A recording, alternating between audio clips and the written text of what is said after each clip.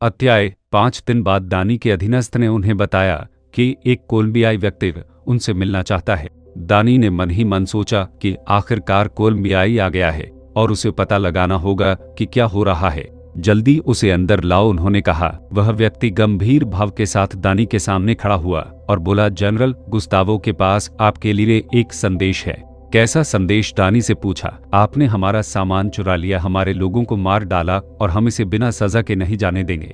दानी हैरान हो गया और बोला, आप मुझ पर अपना सामान चुराने का आरोप कैसे लगा सकते हैं? यह स्पष्ट रूप से आपके लोगों ने ही हम पर हमला किया था। जिस गिरोह सलाहकार को मैंने सौदे के लिए भेजा था वह मारा गया, मेरे सभी आदमी मारे गए और जो $3 लाख मैं लाया था वह चोरी हो गया। मुझे संदेह है कि यह आप ही थे जिन्होंने यह किया। मैं इसके बारे में नहीं जानता। जनरल ने मुझे केवल यह निर्देश दिया था कि मैं आपको $5 लाख का भुगतान करने के लिए सूचित करूं और यह मामला खत्म हो जाएगा। यदि आप असहमत हैं तो जनरल अपने आदमी भेज देगा और मिस्टर दानी आपको हमारे प्रतिशोध का सामना करने के लिए तैयार रहना चाहिए। दानी गुस्से में थी। धिक्कार है, हर चीज का दोष मुझ पर क्यों डाला जा रहा है? अब दानी वास्तव में जनरल गुस्तावो से आमने सामने बात करके पूरी स्थिति स्पष्ट करना चाहते थे। दुर्भाग्य से यह 1946 है और कोलंबिया के लिए कोई सीधी अंतर्राष्ट्रीय लंबी उड़ान नहीं है। उन्हें नजरअंदाज करो। जनरल गुस्तावो कोलंबियाई सेना में एक शक्तिशाली व्यक्ति थे जो हजारों सैनिकों की कमान संभालते थे। यदि उसने सचमुच किसी को उसे मारने के लिए भेजा होता तो उसके अपने लोग निश्चित रूप से विरोध नहीं कर पाते, लेकिन उन्होंने $5 लाख की मांग की। अब वह इतना पैसा कहां से ला सकते थे? और इस बार वह शिकार था। दानी को बेहद निराशा महसूस हुई। अपने गुस्से को दबाते हुए दानी ने कोलंबियाई व्यक्ति से कहा, कृपया जनरल गुस्तावो को बताएं कि कोई गलतफहमी हो गई है। उचित समय पर मैं कोलंबिया जाकर उसे आमने सामने समझाऊंगा। हमारा व्यवसाय जारी रहना चाहिए और कई चीजों पर बातचीत हो सकती है। दानी सोफे पर गिर पड़ी। सिगार की ओर बढ़ते हुए सिगार उसके हाथ में कांपने लगा। धत तेरी की। इस बीच रुद्र लास वेगास जाने वाले विमान में बैठा था। वह सिगेल से मिलने और डकैती से प्राप्त आय देने जा रहा था। वह सिगेल से कुछ चीजों पर बातचीत भी करना चाहता था। इन्हीं दिनों रुद्र सोच में पड़ गया और उसने पाताल का रास्ता चुन लिया। यदि वह विस्तार और विकास करना चाहता था तो उसे अधिक लोगों का समर्थन करने के लिए अपने स्वयं के क्षेत्र और कुछ स्थिर आय की आवश्यकता थी। केवल लूट पर निर्भर रहने से काम नहीं चलेगा। वर्तमान लॉस एंजल्स में आयरिश गिरोह मुख्य रूप से पुराने शहर क्षेत्र में केंद्रित थे। ऑस्ट्रियाई गिरोह अधिक विकसित नए शहर क्षेत्र में था। स्पेनिश हॉलीवुड के निकट थे। जहां तक अन्य छोटे गिरोहों की बात है वे अप्रासंगिक थे। इन दिनों रुद्र इस बात पर विचार कर रहे थे कि यदि उन्हें अधिक प्रभाव डालना है तो उन्हें एक उपयुक्त क्षेत्र की आवश्यकता है। आयरिश क्षेत्र आदर्श नहीं था और आयरिश मजबूत थे और उनसे निपटना कठिन था। ऑस्ट्रियाई गिरोह के बॉस बने। हर जगह हमेशा रैंक और पदानुक्रम होता है और ऑस्ट्रियाई गिरोह माफिया के नियंत्रण में था जिसमें बहुत अधिक शामिल था।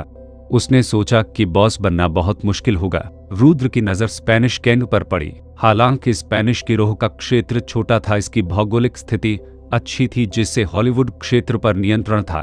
भविष्य का विकास और बेहतर ही होगा। यदि उसने स्पेनिश गिरोह को समाप्त कर दिया, उनके क्षेत्र पर कब्जा कर लिया और अपना प्रभाव क्षेत्र स्थापित कर लिया तो उसकी शक्ति काफी बढ़ जाएगी और ऑस्ट्रियाई गिरोह के साथ अधिक आंतरिक संघर्ष नहीं होगा। आगे यह सिगेल के विचारों पर निर्भर था। हर कोई, हम उतरने वाले हैं।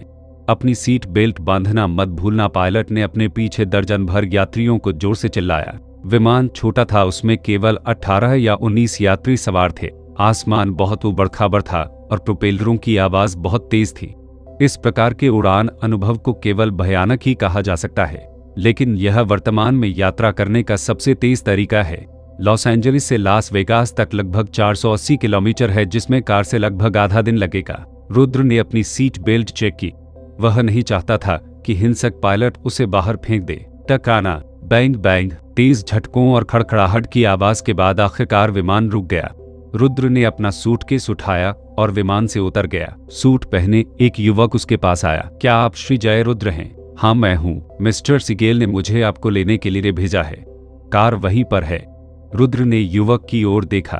उनकी याददाश्त अब असाधारण रूप से अच्छी हो गई थी और जब वह सिगेल के घर गए थे तो उन्हें सुरक्षा कर्मियों के बीच इस युवक को देखने की धुंधली सी याद थी। दोनों कार में बैठे और लास वेगास शहर की ओर चल पड़े। रुद्र ने खिड़की से बाहर देखा।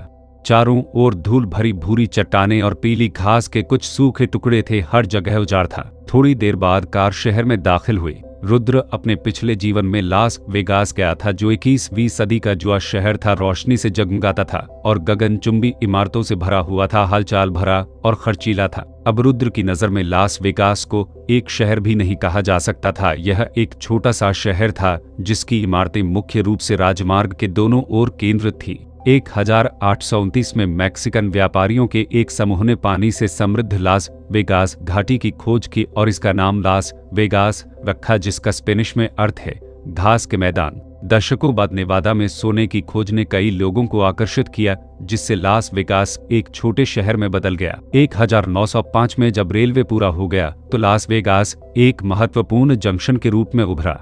उस समय इसे 3000 से अधिक की आबादी वाले शहर में अपग्रेड किया गया था। अमेरिका में महामंदी के दौरान नेवादा ने जुए को वैध कर दिया और कुछ साल बाद हूवर बांध पूरा हो गया, जिससे क्षेत्र को पर्याप्त बिजली उपलब्ध हुई। इसके तुरंत बाद लॉस एंजलिस को जोड़ने वाले राजमार्ग स्थापित किए गए, जिससे लास वेगास में तेजी से विकास हुआ। यह तीव्र विकास मुख्य रूप से जुए के लिए आगंतुकों को आकर्षित करने के इर्द गिर्द घूमता है। वर्तमान में स्थानीय आबादी 20,000 से कुछ अधिक है। वार्षिक आगंतुक 50,000 से अधिक नहीं है, जैसा कि शौर्य ने रुद्र को बताया। शौर्य का सपना यहाँ अमेरिका का सबसे शानदार कैसीनो बनाने का था, जिसमें सालाना 1 लाख आगंतुक आए। हालांकि रुद्र की नज़र में यह स्थान बाद के शहरों से तुलनीय नहीं था, फिर भी उन्होंने इसकी आश्चर्यजनक वृद्धि को पहचान लिया। 60 साल बाद जनसंख्या 5,50,000 तक पहुंच गई। चरम आगंतुकों की संख्या 408 मिलियन से अधिक हो गई। सोना खत्म हो जाने के बावजूद रुद्र ने इस स्थान को धन के प्रचुर भंडार और सोने के एक अटूट स्रोत के रूप में देखा। वर्तमान में केवल एक मुख्य सड़क है, लास वेगास बुलेवार्ड, जिसमें ज्यादातर 2 या 3 मंजिला इमारतें, कुछ छोटे कैसीनो और मनोरंजन स्थल हैं, जिनके पीछे खाली जमीन का विशाल क्षेत्र है। रुद्र ने इन जमीनों को भविष्य की ऊंची इमारतों के रूप में देखा, जो मूल्य प्रशंसा की अपार संभावनाएं प्रस्तुत करती हैं। अगर किसी के पास पैसा हो तो यहाँ जमीन खरीदने और कुछ न करने से पर्याप्त मुनाफा मिलने की संभावना है। जब अन्य लोग शौर्य के सफल कैसीनो उद्यम में निवेश करने के लिए दौड़ पड़े, लेकिन उस तात्कालिकता के लिए इंतजार करना होगा। शौर्य के कैसीनो के सफल होने के बाद ही लास वेगास की जमीन का मूल्य बढ़ने की उम्मीद थी, जिससे हर कोई पर्याप्त मुनाफे की ओर आकर्षित हो सके। कार एक विशाल निर्माण स्थल के सामने रुकी। ड्राइवर ने रुद्र से कहा, मिस्टर रुद्र, मिस्टर शौर्य निर्माण स्थल पर हैं। मैं आपको उसे ढूंढने के लिए देर अंदर ले जाऊंगा। रुद्र ड्राइवर के पीछे अंदर गया और उसने शौर्य को एक खुली जगह पर देखा। शौर्य के सिर पर एक बड़ा छत्र छाया हुआ था, उसके नीचे एक गोल मेज और कुछ कुर्सियां थी। शौर्य अपनी पीठ के पीछे हाथ रखकर दूर तक देखता हुआ खड़ा था। मिस्टर शौर्य पास आते ही रुद्र ने पुकारा। चेहरे पर मुस्कान लिए शौर्य रुद्र की ओर मुड़ा और बोला, रुद्र, चारों ओर देखो, हम यहाँ इतिहास बना रहे हैं। यह अमेरिका शायद दुनिया में सबसे उत्तम कैसीनो का घर होगा। रुद्र ने शौर्य की नजर को खाली जमीन पर ढेर की गई निर्माण सामग्री के जंगल की ओर देखा, जहां कई बुलडोजर परिश्रमपूर्वक गंदगी को हटा रहे थे, जिससे साइड धूल के बादल में ढकी हुई थी। 0042 अध्याय 4242 चर्चा विद सी गैलेक्सी 30 ml की शुरुआत। अध्याय। शौर्य चाहता था कि रुद्र उसका कैसीनो देखे, लेकिन अभी यह सिर्फ एक बड़ा निर्माण स्थल था और कुछ भी नहीं देखा जा सकता था। हाँ, आओ मेरी योजनाओं पर एक नजर डालें। इसके साथ उन्होंने मेज के नीचे से एक बड़ी योजना निकाली। इसे लगभग आधे वर्ग मीटर तक खोला। रंगों से रंगा, बाद के वर्षों के प्रभाव आरेखों की तरह। ब्लूप्रिंट पर एक नाम था, फ्लेमिंगो कैसीनो। रुद्र ने मन ही मन सोचा, नाम बिल्कुल बाद के वर्षों जैसा ही है। शौर्य ने ब्लूप्रिंट की ओर इशारा किया और उत्साहपूर्वक उसे रुद्र से परिचित कराया।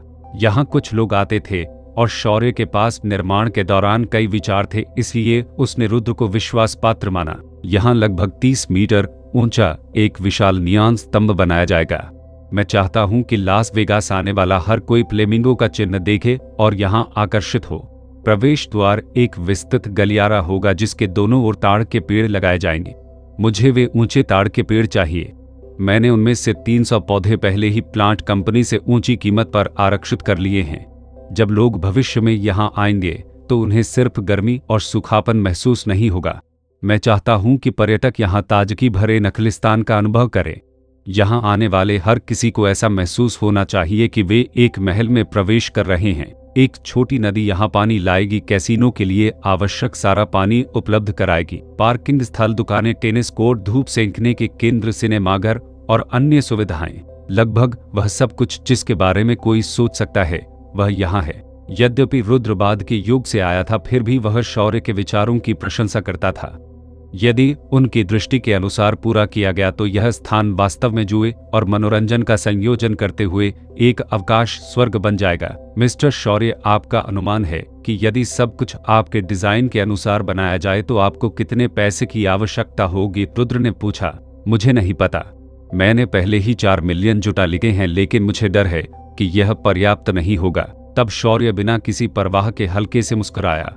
चिंता न करें, एक बार जब निर्माण कार्य शुरू हो जाएगा और निवेशक परिणाम देखेंगे तो मेरा मानना है कि वे और अधिक निवेश जोड़ेंगे। उन्हें फिल्म में याद आया कि कैसे शौर्य अंततः असफल हो गया। उसने बहुत अधिक पैसा खर्च किया लेकिन पर्याप्त ग्राहकों को आकर्षित नहीं कर सका और कैसीनो बंद हो गया और वह मारा गया। रुद्र को यह बात पता थी कि शौर्य को जो पार्टनर मिले थे वे सभी बड़े गैंगस्टर थे, लेकिन रुद्र भी हैरान था। भले ही शौर्य का निवेश विफल हो जाए, कैसीनो अभी भी यही रहेगा, तो शौर्य को क्यों मारे? शौर्य माफिया समुदाय का सदस्य था, शायद अन्य अज्ञात कारण भी हों। रुद्र ने ब्लूप्रिंट देखा और शौर्य को चीजों को सरल बनाने और बाद में परेशानी से बचने के लिए जल्द से जल्द कैसीनो खोलने की सलाह देना चाहता था, लेकिन शब्द उसके गले में अटक गए। चाहे फिल्म में हो या अब शौर्य के संपर्क में हो, उन्हें पता था कि शौर्य बहुत अहंकारी व्यक्ति है। एक बार जब उन्होंने किसी चीज पर अपना मन बना लिया तो उसे बदलना बेहद मुश्किल था और वह एक पूर्णतावादी भी थे।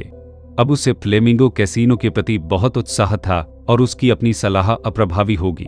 इसके अलावा उसकी वर्तमान पहचान सिर्फ शौर्य के गुर्गों में से एक थी, बॉस को सुझाव देने के लिए पर्याप्त नहीं थी। कैसीनो निर्माण के बारे में बात करने के बाद शौर्य बहुत अच्छे मूड में था, जैसे कोई बच्चा अपना पसंदीदा खिलौना दूसरों को दिखा रहा हो, अपने दिल में संतुष्ट महसूस कर रहा हो। रुद्र, इस बार तुम्हें यहाँ क्या लाया है? शौर्य ने पूछा। फोन पर रुद्र ने मुख्य रूप से जानकारी लीक होने से बचने के लिए शौर्य से अपनी यात्रा का उद्देश्य नहीं बताया, केवल इतना कहा कि उसके पास चर्चा करने के लिए महत्वपूर्ण मुद्दे थे। रुद्र ने ब्रीफकेस को मेज पर रखा और धीरे से ढक्कन खोला, जिससे अंदर के बैंकनोट दिखाई देने लगे। मिस्टर शौर्य, यह $90,000 है। कुछ दिन पहले मैंने एक सौदा पूरा किया था और यह वह हिस्सा है जिसे मुझे वापस करना है। शौर्य ने मन ही मन हिसाब लगाया। वे 30/70 के विभाजन पर सहमत हुए, इसलिए 90,000 में बदलने का मतलब था कि रुद्र ने 3 लाख कमाए। ये निश्चित तौर पर बहुत बड़ी बात थी। ओह, मुझे इस सौदे के बारे में बताओ। शौर्य को दिलचस्पी हो गई। रुद्र के पास शौर्य से छिपने का कोई कारण नहीं था और उसने उसे मामले के बारे में सब कुछ बता दिया। उनके अधीनस्थों को जानकारी मिली कि स्पेनिश गिरोह अपने नशीली दवाओं के व्यापार का विस्तार करने की तैयारी कर रहा था और उन्होंने स्पेनिश गिरोह के अड्डे पर घात लगाकर हमला किया। सटीक जानकारी प्राप्त करने के लिए जवाबी कार्रवाई की, कई रातों तक सावधानीपूर्वक घात लगाने की योजना बनाई और $3 लाख नकद जब्त कर लिए। रुद्र ने 500 किलोग्राम ड्रग्स का जिक्र नहीं किया। शौर्य ने रुद्र की ओर प्रशंसा भरी दृष्टि से देखा। रुद्र के कंधे को जोर से थपथ पाया। बहुत बढ़िया रुद्र, तुमने जो किया वह मेरी उम्मीदों से बढ़कर है। रुद्र एक पल के लिए चुप हो गया, मानो साहस जुटाकर उसने शौर्य से कहा, मिस्टर शौर्य, मेरे पास एक विचार है। डकैती कोई दीर्घकालिक समाधान नहीं है।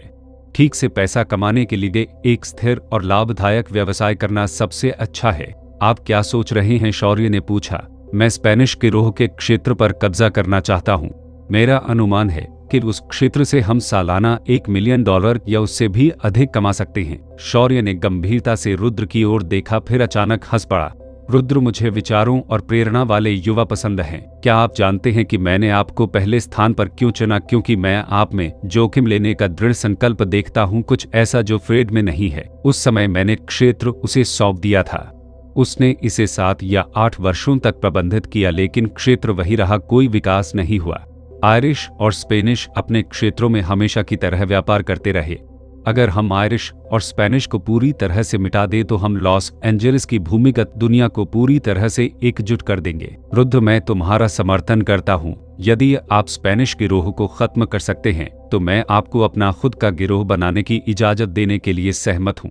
आप फ्रेड के बराबर बॉस बन सकते हैं। इस बार रुद्र की लास वेगास यात्रा का मुख्य उद्देश्य यही था। मूल रूप से उन्होंने कई तर्क तैयार किए थे, लेकिन उन्हें उम्मीद नहीं थी कि उन्होंने इसका केवल संक्षेप में उल्लेख किया और शौर्य सहमत हो गया, और यहाँ तक कि उन्हें एक गिरोह बनाने की अनुमति देने पर भी सहमत हो गया। यह परिणाम रुद्र की अपेक्षाओं से कहीं अधिक था। शौर्य आगे की ओर झुका, अपनी आवाज धीमी की। आपके गिरोह बनाने के बाद सारी आय ऑस्ट्रियाई गिरोह के खातों में दर्ज नहीं की जाएगी। मैं चाहता हूं कि कुल आय का 40 सीधे मुझे सौंप दिया जाए। हालांकि शौर्य पूरे ऑस्ट्रियाई गिरोह को नियंत्रित करता था, लेकिन गिरोह से उसकी वार्षिक आय गिरोह की कुल आय का लगभग 10 ही थी। लास वेगास का निर्माण करते समय शौर्य केवल $1 मिलियन ही जुटा सके। यदि रुद्र वास्तव में स्पेनिश गिरोह के क्षेत्र को नियंत्रित करता है और सालाना $10 लाख से अधिक कमाता है, तो शौर्य का हिस्सा ऑस्ट्रियाई गिरोह से उसकी आय से कहीं अधिक होगा। ठीक है शौर्य जी, रुद्र ने निर्णायक उत्तर दिया। हा हा हा, शौर्य हंसते हुए उठ खड़ा हुआ। वह अब बहुत अच्छे मूड में था। आज एक अच्छे अधीनस्थ को बड़ा करने से कल अच्छे परिणाम मिल सकते हैं। शौर्य ने मुस्कुराते हुए कहा, यह आपका लास वेगास में पहला मौका है, इसलिए कुछ दिनों तक आनंद लीजिए, लास वेगास के दृश्यों और चमत्कारों का अनुभव लीजिए। मुझे विश्वास है कि आपको यहाँ से प्यार हो जाएगा। शाम को शौर्य रुद्र को एक रेस्तरां में ले गया और उस महिला वर्जीनिया हिल से मिला जिसने शौर्य का दिल मोह लिया था। यह महिला सुंदर और चमकदार थी।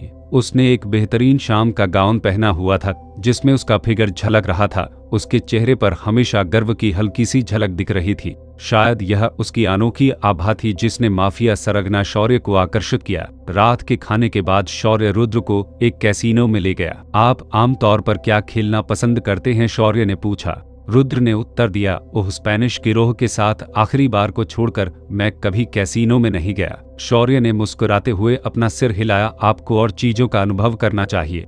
आप भविष्य में एक कैसीनो भी चलाएंगे तो आप कैसीनो के नियमों को कैसे नहीं जान सकते। आज रात अच्छा समय बिताओ। 5000 चिप्स के बदले शौर्य वर्जीनिया के साथ चला गया। जैसे ही वे थोड़ी देर के लिए बाहर निकले, वर्जीनिया ने रुद्र की ओर देखा और धीरे से पूछा, यह युवक कौन है? ऐसा लगता है कि तुम वास्तव में उसे पसंद करते हो। वह मेरे अधीनस्थों में से एक है, लेकिन मैं उसे महत्व देता हूँ।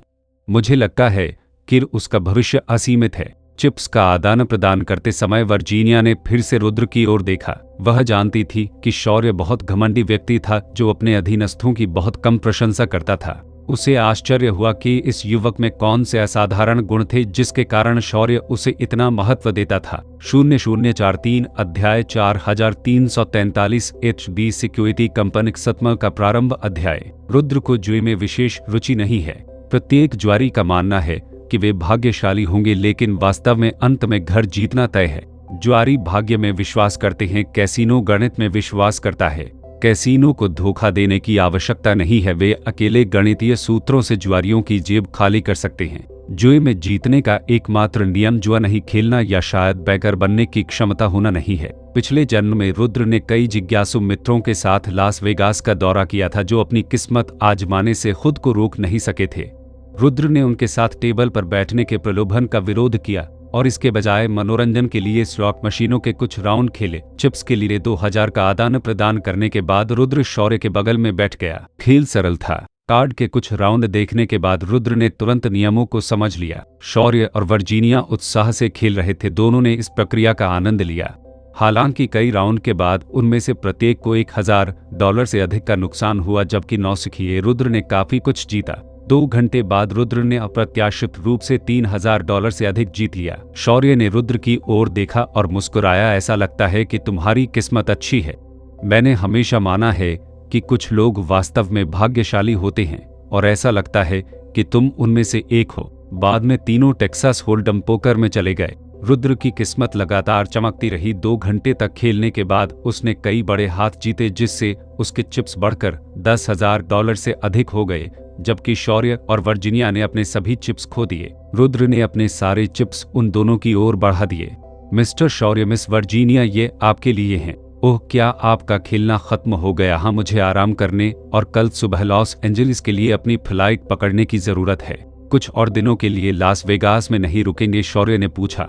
रुद्र ने मुस्कुराते हुए कहा, मैं पहले ही लास वेगास के चमत्कारों का अनुभव कर चुका हूँ। ठीक है, फिर अच्छे से आराम करो। रुद्र के जाने के बाद वर्जीनिया ने शौर्य से कहा, उसके पास प्रभावशाली आत्मनियंत्रण है। वह इतना पैसा जीत रहा है और फिर भी इतनी आसानी से चला जा रहा है। शौर्य ने कहा, रुद्र एक बहुत ही अनुशासित व्यक्ति हैं। मुझे याद है कि उन्होंने एक बार कहा था, सभी उत्कृष्ट लोग अनुशासित नहीं होते हैं, लेकिन अनुशासित लोग आमतौर पर उत्कृष्टता प्राप्त करते हैं। वर्जीनिया ने शौर्य को तिरछी नजर से देखा और कहा, आप भी एक बेहतरीन इंसान हैं, लेकिन मुझे आप में ज्यादा अनुशासन नजर नहीं आता। शौर्य ने हंसते हुए कहा, उत्कृष्ट लोग आवश्यक रूप से अनुशासित नहीं होते, जबकि मैं एक प्रतिभाशाली व्यक्ति हूँ। शौर्य माफिया के संस्थापकों में से एक था जो एक हिटमैन ग्रुप का बॉस था। उन्हें कला और दर्शन से प्यार था और उनमें मजबूत प्रबंधकीय क्षमताएं थीं। इन मामलों में वे वास्तव में एक प्रतिभाशाली व्यक्ति थे। हालांकि इन प्रतिभाशाली गुणों ने उनमें गर्व और अहंकार भी पैदा किया। अगले दिन रुद्र लॉस एंजलिस के लिए वापस उड़ गया। वही विमान, वही पायलट। इस आदमी ने पिछली बार की तरह ही आक्रामक तरीके से विमान उड़ाया। रुद्र ने अनुमान लगाया कि वह पहले लड़ाकू पायलट रहा होगा। होटल में वापस आकर रुद्र ने अपने भाइयों को इकट्ठा किया। किसी को नहीं पता था कि क्या हो रहा है। सभी उत्सुक निगाहें रुद्र पर थी। रुद्र मुस्कुराया, भाइयों, हमारे सामने विकास का अवसर है। क्या आप जानते हैं कि इस बार लास वेगास में मेरी मुलाकात किससे हुई? बेंजामिन शौर्य। बुगी शौर्य। बगी की आवाज बग से काफी मिलती जुलती है। यह अच्छा उपनाम नहीं है। शौर्य को यह कभी पसंद नहीं आया और किसी ने भी उसे उसके सामने इस तरह बुलाने की हिम्मत नहीं की। हेनरी, मैथ्यू और अन्य पूर्व सैनिक थे और माफिया से बहुत परिचित नहीं थे, लेकिन शॉन कई वर्षों से इस घेरे में था और स्वाभाविक रूप से शौर्य की प्रतिष्ठा के बारे में जानता था। सीन, क्या तुम इस शौर्य को जानते हो? किसी ने पूछा। सीन ने तुरंत समझाया, मैंने शौर्य के बारे में किंवदंतियां सुनी हैं। उसने ऑस्ट्रियाई गिरोह का गठन किया। लॉस एंजलिस में सत्ता संभालने के बाद उसने फ्रेड को बॉस बनाया। सच कहूं तो शौर्य ऑस्ट्रियाई गिरोह का असली मालिक है। मैंने कभी नहीं सोचा था कि बॉस श्री शौर्य से मिलेगा। उन्होंने हमें अपना गुट बनाने में तब तक समर्थन देने का वादा किया जब तक हम आगे बढ़ सके और विकास कर सके, यहाँ तक कि ऑस्ट्रियाई गिरोह से एक नया अलग गिरोह स्थापित करने का भी वादा किया। हेनरी, मैथ्यू और अन्य लोग उत्साहित हो गए। यदि वे अपना स्वयं का गिरोह बना सके तो वे भविष्य में अधिक पैसा कमाएंगे और कुछ अधिकार के साथ गुट के नेता भी बन सकते हैं। रुद्र ने आगे कहा, लेकिन बढ़ने और विस्तार करने के लिए हमें अपने स्वयं के क्षेत्र की आवश्यकता है। हाँ, हमें निश्चित रूप से क्षेत्र की आवश्यकता है। हम होटलों में बैठे नहीं रह सकते। किसी ने कहा। किसी ने सुझाव दिया, क्या बॉस ने पहले बिग इवान को अपने कब्जे में नहीं लिया था? हम पोलिश और फ्रांसीसी पड़ोस जैसे कुछ छोटे गिरोह क्षेत्रों को भी हड़प सकते हैं, उन्हें एक साथ जोड़ सकते हैं और फिर धीरे धीरे विस्तार करते हुए हमारा अपना क्षेत्र होगा। रुद्र ने सबकी ओर देखा। भाइयों, अगर हम ऐसा करने जा रहे हैं तो बड़ा कदम क्यों नहीं उठाते? मैं स्पेनिश क्षेत्र पर कब्जा करने की योजना बना रहा हूं। आप क्या सोचते हैं? हेनरी और अन्य लोग हैरान थे। उन्होंने सोचा कि बॉस को बड़ी भूख है। वह सीधे लॉस एंजलिस में तीसरे सबसे बड़े गिरोह को निशाना बना रहा है। लेकिन ऐसा लग रहा था वे पहले ही कई बार स्पेनियों को लूट चुके थे और मार चुके थे। लियो ने कहा, स्पेनिश क्षेत्र मुख्य रूप से हॉलीवुड में है। हालांकि यह ओल्ड टाउन और डाउनटाउन क्षेत्रों से छोटा है, लेकिन यहाँ कई फिल्म कंपनियां और अमीर लोग हैं जो इसे एक प्रमुख स्थान बनाते हैं। हेनरी ने कहा, हमने हाल ही में स्पेनिश की काफी जांच की है और वे उतने मजबूत नहीं लगते जितने दिखते हैं। हमने पहले भी कुछ को बाहर निकाला है। उनके पास शायद केवल 100 या इतने ही लोग हैं। मैथ्यू अधिक सीधा था। मुझे लगता है कि हमें सिर काटने की कार्रवाई करनी चाहिए। क्या हमने कुछ दिन पहले उनके सलाहकार को बाहर नहीं निकाला था? ऋषि को इसे संभालने दें और दानी को खत्म करने दें। स्पेनिश निश्चित रूप से अराजकता में होंगे और हम उनके क्षेत्र पर आसानी से कब्जा कर सकते हैं। हर कोई उत्साहित था। लॉस एंजलिस में तीसरे सबसे बड़े गिरोह के साथ युद्ध में जाने के बारे में किसी को भी कोई चिंता या डर नहीं था। ये लोग युद्ध के मैदान में जीवित बचे विशिष्ट लोग थे जिनमें युद्ध से दृढ़ इच्छा शक्ति विकसित हुई थी और वे युद्ध से नहीं डरते थे। बॉस, आपकी क्या योजना है? लियो ने पूछा। वापसी की उड़ान पर रुद्र ने पहले ही एक प्रारंभिक योजना तैयार कर ली थी। हम अभी भी स्पेनिश से निपटने में जल्दबाजी नहीं करेंगे। हमें और अधिक जनशक्ति की आवश्यकता है। भाइयों, मेरे पास आपके लिए एक काम है। हमारे पूर्व साथियों से संपर्क करें। हमें और मदद की जरूरत है। रुद्र गिरोह से भर्ती नहीं करना चाहता था। बेकार ठगों को प्रशिक्षित करना परेशानी भरा था। वह चाहता था कि जो लोग युद्ध के मैदान में लड़े थे वे युद्ध में शामिल होने पर तुरंत सक्षम हों। अगले दिन हेनरी और मैथ्यू पूर्व साथियों से संपर्क करने में व्यस्त थे। रुद्र भी निष्क्रिय नहीं था। वह एक कंपनी रजिस्टर कराने के लिए सरकारी विभागों में गए। सर, क्या आप एक सुरक्षा कंपनी पंजीकृत कर रहे हैं? एक युवा अधिकारी ने पंजीकरण दस्तावेज लेते हुए पूछा। हाँ, एचडी कमर्शियल सिक्योरिटी कंपनी। हमारा मुख्य व्यवसाय महंगी संपत्तियों, हाई एंड स्टोर्स और बैंकों के लिए सुरक्षा कर्मियों के साथ साथ सेलिब्रिटी बॉडीगार्ड, नकदी और आभूषण, एस्कॉर्ट सेवाएं इत्यादि प्रदान करना है। वापसी की उड़ान में रुद्र ने भविष्य के बारे में सोचा, कई अधीनस्थों की भर्ती की जिनके लिए आवश्यक आवास थे। उन्होंने महसूस किया कि गिरोह की संरचना बहुत ढीली थी और उन्होंने एक सुरक्षा कंपनी के बारे में सोचा। सुरक्षा कंपनी को लोगों को नियुक्त करके वह इस समस्या का समाधान कर सकता है। भविष्य में यदि कोई उनकी पहचान के बारे में पूछता है तो वे परिवार और दोस्तों को खुले तौर पर बता सकते हैं कि वे एक सुरक्षा कंपनी में काम करते हैं। उनके आय स्रोतों को वैध बनाते हुए उनके वेतन का भुगतान सुरक्षा कंपनी के माध्यम से भी किया जा सकता है। हालांकि वे वर्तमान में अंडरवर्ल्ड में काम कर रहे थे, रुद्र जानता था कि इस रास्ते की एक सीमा है। एक निश्चित सीमा तक विकास अनिवार्य रूप से संबंधित विभागों का ध्यान आकर्षित करेगा, जिससे संभवतः कार्रवाई हो सकती है।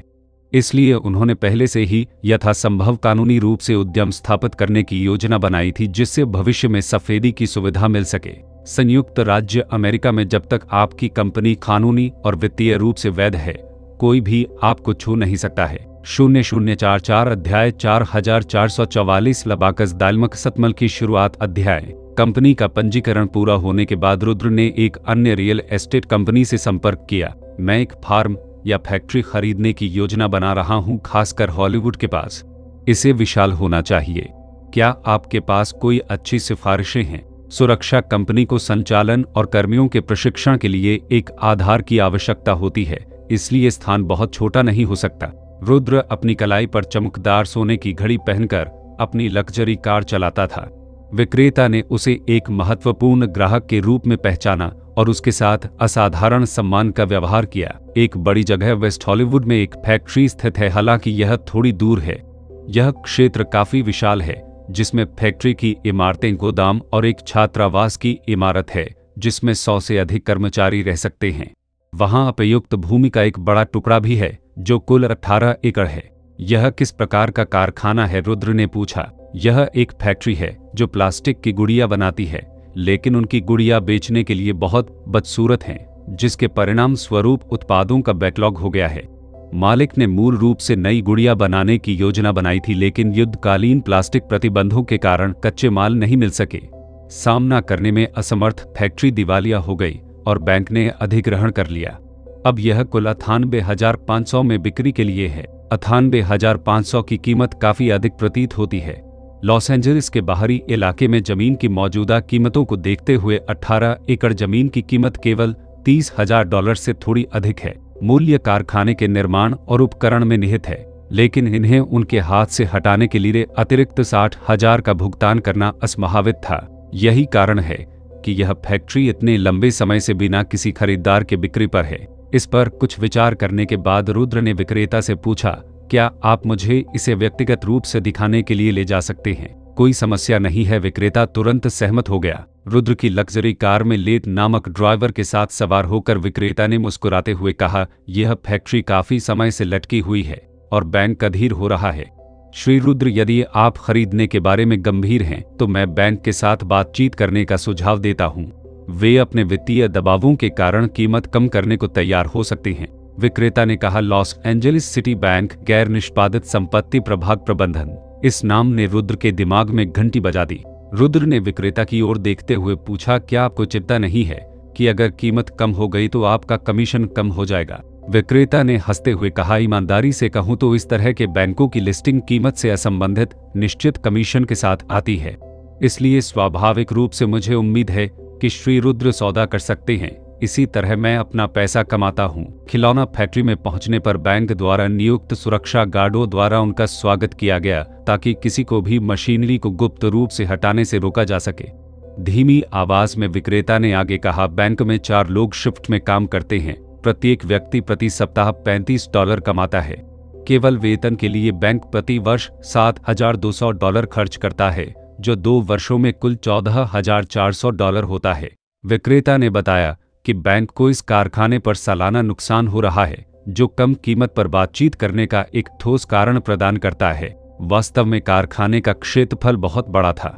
छात्रावास में सैकड़ों लोग आराम से रह सकते थे और विशाल फैक्ट्री ढकी हुई मशीनें रुद्र ने एक की जांच की और इसे अच्छी तरह से बनाए रखा हुआ पाया। आंगन में खड़े होकर रुद्र ने विचार किया, वेस्ट हॉलीवुड में स्थित यह अब एक उपनगर जैसा दिखता है, लेकिन भविष्य में यह एक समृद्ध क्षेत्र के रूप में विकसित होगा, संभावित रूप से एक उच्च स्तरीय समुदाय बन जाएगा।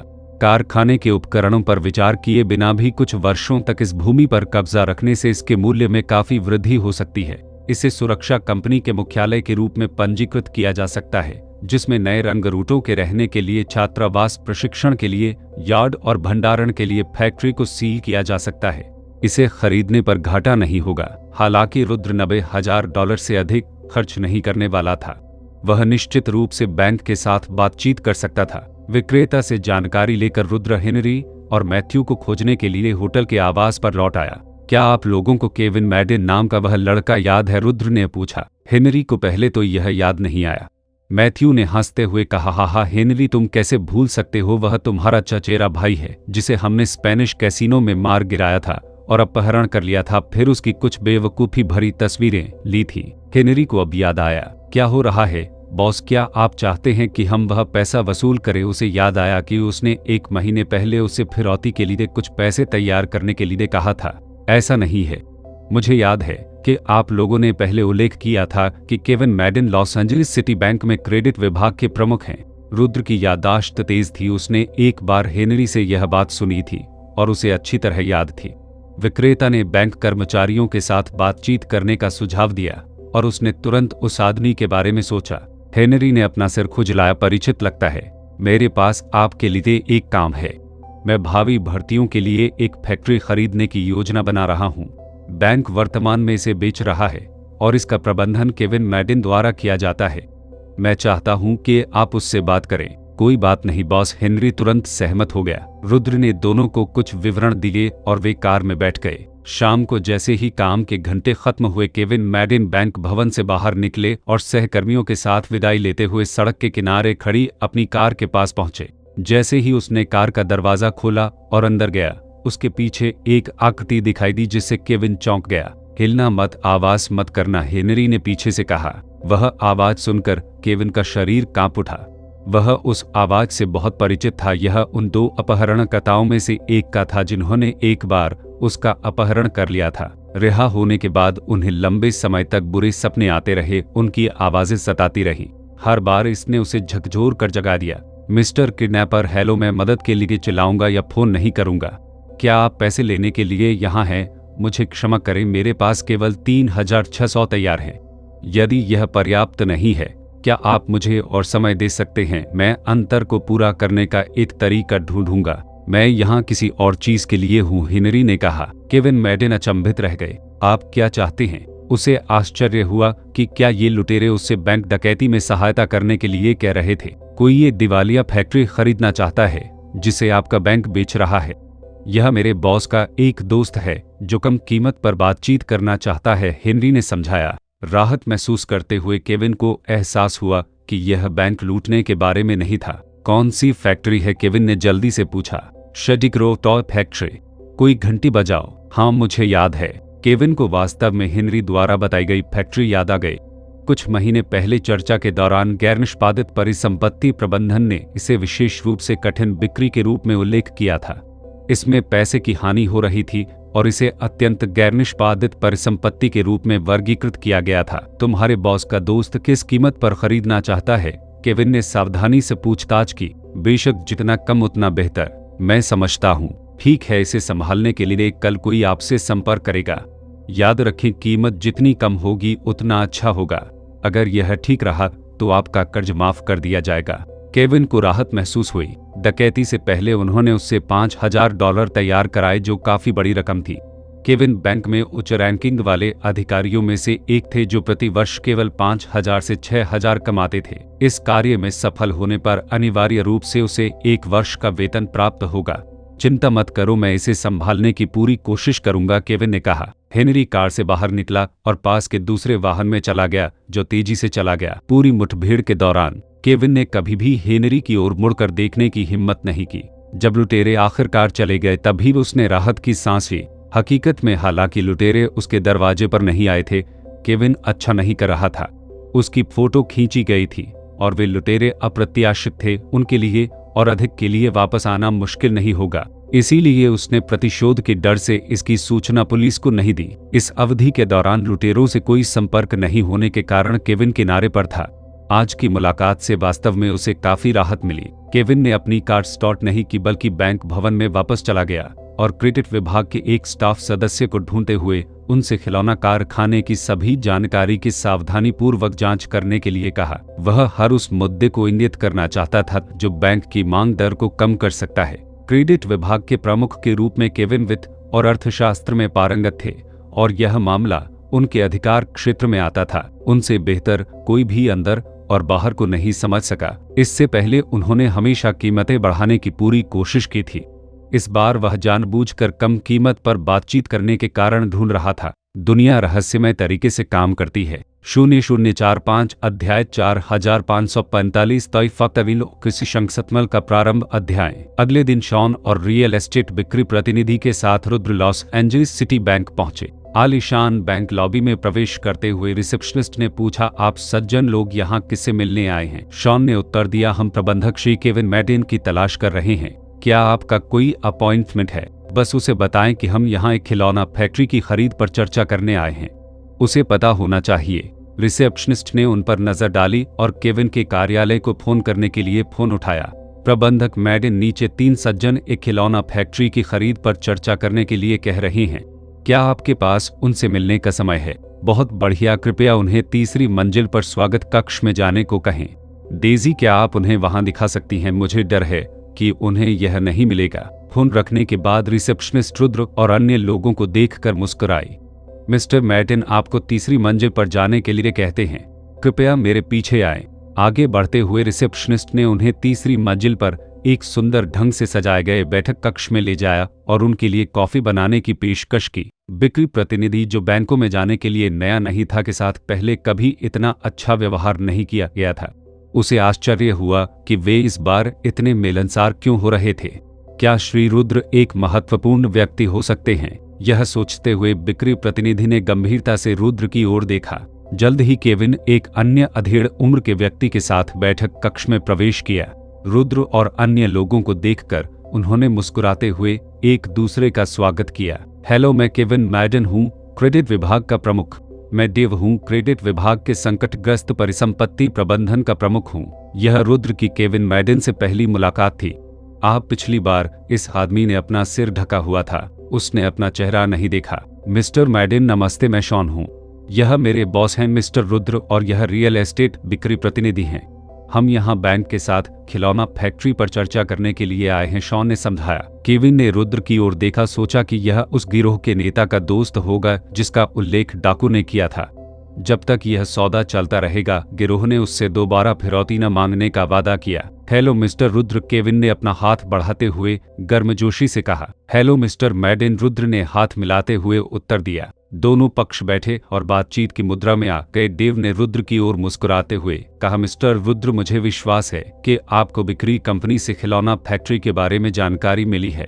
बैंक का ऑफर 98,500 है, जो वास्तव में एक बहुत ही उचित मूल्य है। डेव ने आगे कहा, फैक्ट्री लॉस एंजलिस में सबसे बड़ी प्लास्टिक खिलौना फैक्ट्रियों में से एक है। मशीनरी भी नई बदली गई है। मशीनों के बैच की शुरुआती लागत 40,000 से अधिक है। डेव ने फिर रुद्र की ओर देखा और कहा, सच कहूं तो मिस्टर रुद्र, यह खिलौना फैक्ट्री बहुत मांग में है। कई लोगों ने इसे खरीदने में रुचि दिखाई है। यदि आप रुचि रखते हैं तो अन्य खरीदारों द्वारा इसे लेने से पहले जल्दी से निर्णय लेना सबसे अच्छा है। रुद्र ने जवाब दिया, मैंने स्वयं साइट का दौरा किया। 18 एकड़ जमीन सही है, लेकिन यह हॉलीवुड से बहुत दूर है। कीमत संभवतः $1,800 प्रति एकड़ तक नहीं पहुंच सकती। मुझे लगता है कि $1,300 प्रति एकड़ एक उचित कीमत है। डेव कुछ नाराज था, कीमत इतनी कम कैसे हो सकती है। कुछ देर चर्चा करने के बाद रुद्र 1,300 की कीमत पर अड़े रहे। डेव बहस करने ही वाला था कि केविन ने हस्तक्षेप किया। उस खिलौना कारखाने का स्थान आदर्श नहीं है और श्री रुद्र की 1,300 प्रति एकड़ कीमत उचित है। डेव स्तब्ध था। केविन की सहमति ने डेव को हैरान कर दिया। वह उस कीमत पर कैसे सहमत हो सकता था, लेकिन केविन मैडेन उनके प्रत्यक्ष वरिष्ठ थे और डेव उनके खिलाफ बहस नहीं करना चाहते थे। रियल एस्टेट बिक्री प्रतिनिधि भी हैरान था। एक बैंक धर्मार्थ नहीं है, वे वास्तव में इतनी महत्वपूर्ण कीमत कटौती के लिए सहमत हुए। रुद्र की ओर देखते हुए उसे याद आया कि मिस्टर रुद्र ने उसे एक दिन पहले ही बैंक से बातचीत करने का निर्देश दिया था। उन्हें आश्चर्य हुआ कि बैंक इतनी बड़ी छूट के लिए सहमत हो गया, जो किसी प्रभावशाली व्यक्ति की संलिप्तता का संकेत देता है। जमीन बसाने के बाद रुद्र ने आगे कहा, मैंने फैक्ट्री देखी है। यह पुरानी और जर्जर हालत में है, कई हिस्से बर्बाद हो गए हैं। अगर मैं इसे खरीदता हूं तो मुझे इसका नवीनीकरण और पुनर्निर्माण करना होगा, इसलिए इमारत की कीमत $20,000 रखना अनुचित है। मुझे लगता है कि $5,000 अधिकतम है। देव ने तर्क दिया, फैक्ट्री की इमारतें, गोदाम और शयनगृह हालांकि 4 या 5 साल पहले बनाए गए थे, लेकिन उनमें कोई संरचनात्मक समस्या नहीं है। थोड़े से नवीनीकरण के साथ वे बिल्कुल नए जैसे हो जाएंगे। यह अभी भी बहुत महंगा है, रुद्र ने अपना सिर हिलाते हुए कहा। डेव बहस करने के लिए तैयार थे जब केविन ने फिर से हस्तक्षेप किया। रुद्र की ओर मुस्कुराते हुए कहा, मैंने जानकारी की समीक्षा की है। वे इमारतें लकड़ी के फ्रेम और बोर्ड से बनी हैं। पिछले साल की रिपोर्ट में आसपास के क्षेत्र में दीमक की समस्या का उल्लेख किया गया था। हम $6,000 पर समझौता कर ले तो कैसा रहेगा? विक्रय प्रतिनिधि और भी अधिक आश्चर्यचकित हुआ।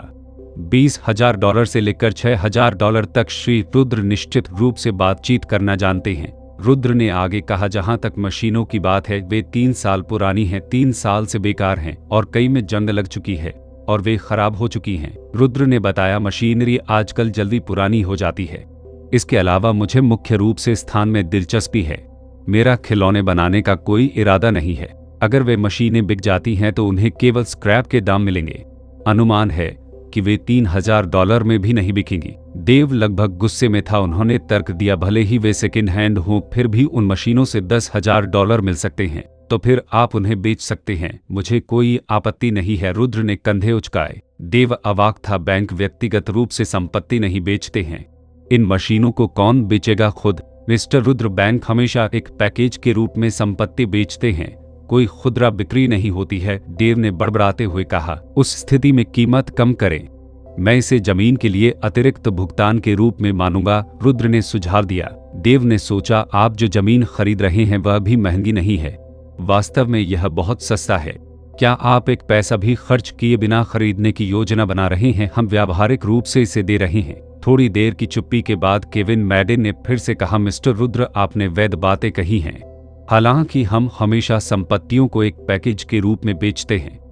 यदि आप जमीन खरीदना चाहते हैं तो आपको मशीनें भी लेनी होंगी। वह आगे बढ़ने से पहले थोड़ा रुका। इस बारे में क्या ख्याल है? हम कीमत थोड़ी कम कर देंगे, उन्हें आपको सेकेंड हैंड कीमत पर बेचेंगे। कुल कीमत $8,000।